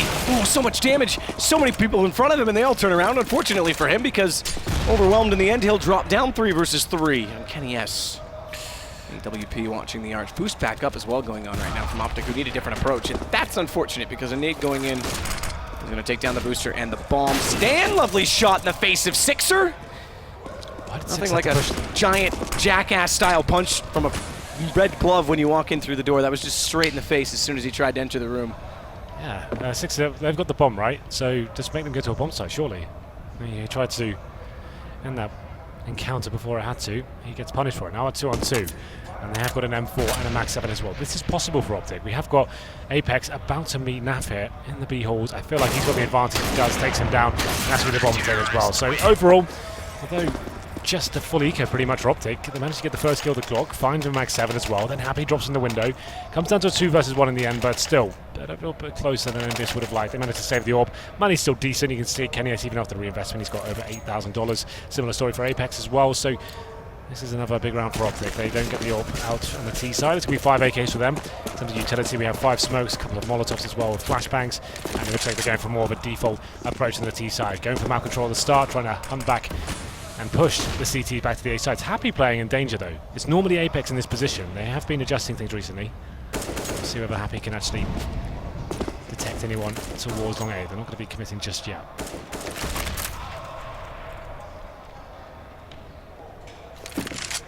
While waiting outside in the tunnels. Good bomb there intentionally. I'll start to suss out some information on either side because right now the minimap portrays the perfect picture. There's 2-2-1 trying to swing that third man in whichever direction seems more enticing. 3 players default setup for the defense of Envious inside of the A site. A little bit different from what we normally see from teams. Uncommon to see a 4-1, let alone a 3-2 on B. So this is a little bit different altogether, perhaps reading something into Optic's game style. 5-1 the score. They desperately need this round, Optic, to start getting something rolling. There's going to be 3 rounds in the loss bonus against them as well, so no bomb plant could be a substantial factor. 3 digits, low 3 digits of money on all 5 players. Indeed. 30 seconds now. What's the final play? It looks like an A-side commitment, but 3 CTs waiting for them. Very difficult for Optic, but still possible as they make their way towards the top of mid-ramp. Tarak to frag first, if that's even possible. Shots come in, no. Sixers got 1. It's Apex. No, Sixers got 2. Excuse me. It's Apex with 1 in between. Rush finds 1 in return. It's only kill so far for Optic, and he's going to have to find 4 more if he wants any chance at the round. Has information that there's at least 1 more on the platform, but missing the shot, they start to swarm onto his position, and down he goes. 6-1, no bomb plant, and now we've got the factor where it's got to be another save for the Optic side. Yeah, not looking as on point as they were yesterday, Optic. Running down the timer to 30 seconds without anything really gathered for themselves. Have to just run at the mid-ramp, hope for the best there, but you can see Envious reading it like a book, and not a very good one. They've got 3 players waiting for them on the A side. Good crossfires as well. Very easy procedure for them at that point. I think, yes, Optic do need to take a pause at this point. They have got 4th stage loss bonus, so after winning that 3rd round 4 spy, you have to really do anything with the gun rounds here. They've got about 3k overall. Now fly invests. Okay. In a Desert Eagle head armor. They will have 3,400 next round, so partial buy is fine. As long as you keep the money around the 2k mark. 1,400 is fine. It just means you won't have a full buy in the next one, but we'll see what happens. No nades purchased so far. Tech 9s, PD50s, and 1 Deagle, 1 flashbang. We've actually seen this recently. I never really used to have too much faith in the 1 flashbang buy, but sometimes it does pay off, you know. You just got to have a bit of timing in favor.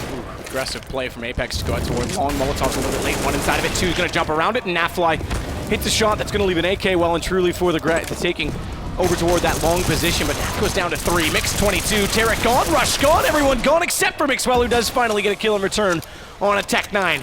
Still, they have the man advantage in this, though, as Happy and Kenny are the only 2 remaining right now for Envy. And it's going to be Happy on top of the platform, looking for the low HP player. Spots Naf top mid, gets a gift in front of him, and Kenny's going to snatch that out from under the gun. He'll follow up and take Naf instead. And Stan, who's picked up that AK-47, has armor to work with, needs to try and subtly and slowly work toward the site. Doesn't land the first and has to take the threat of the repeat coming out from the second. Then as such, Envious pick it up 7-1. Faster pace from Optic, not working though. The solid defense of Envious is locking them down. Kenny S, we said he was good on this map, Matt, and he's actually got to have 10 frags and 2 deaths so far. 10k in the bank as well. He's looking very strong. Hasn't really been challenged in terms of AWP battles as of yet. He's rotating to the correct positions. Optic not really doing too much. I was expecting more executions. I know they've got a lot of great ones towards the B side as well. There's Wall of Smokes.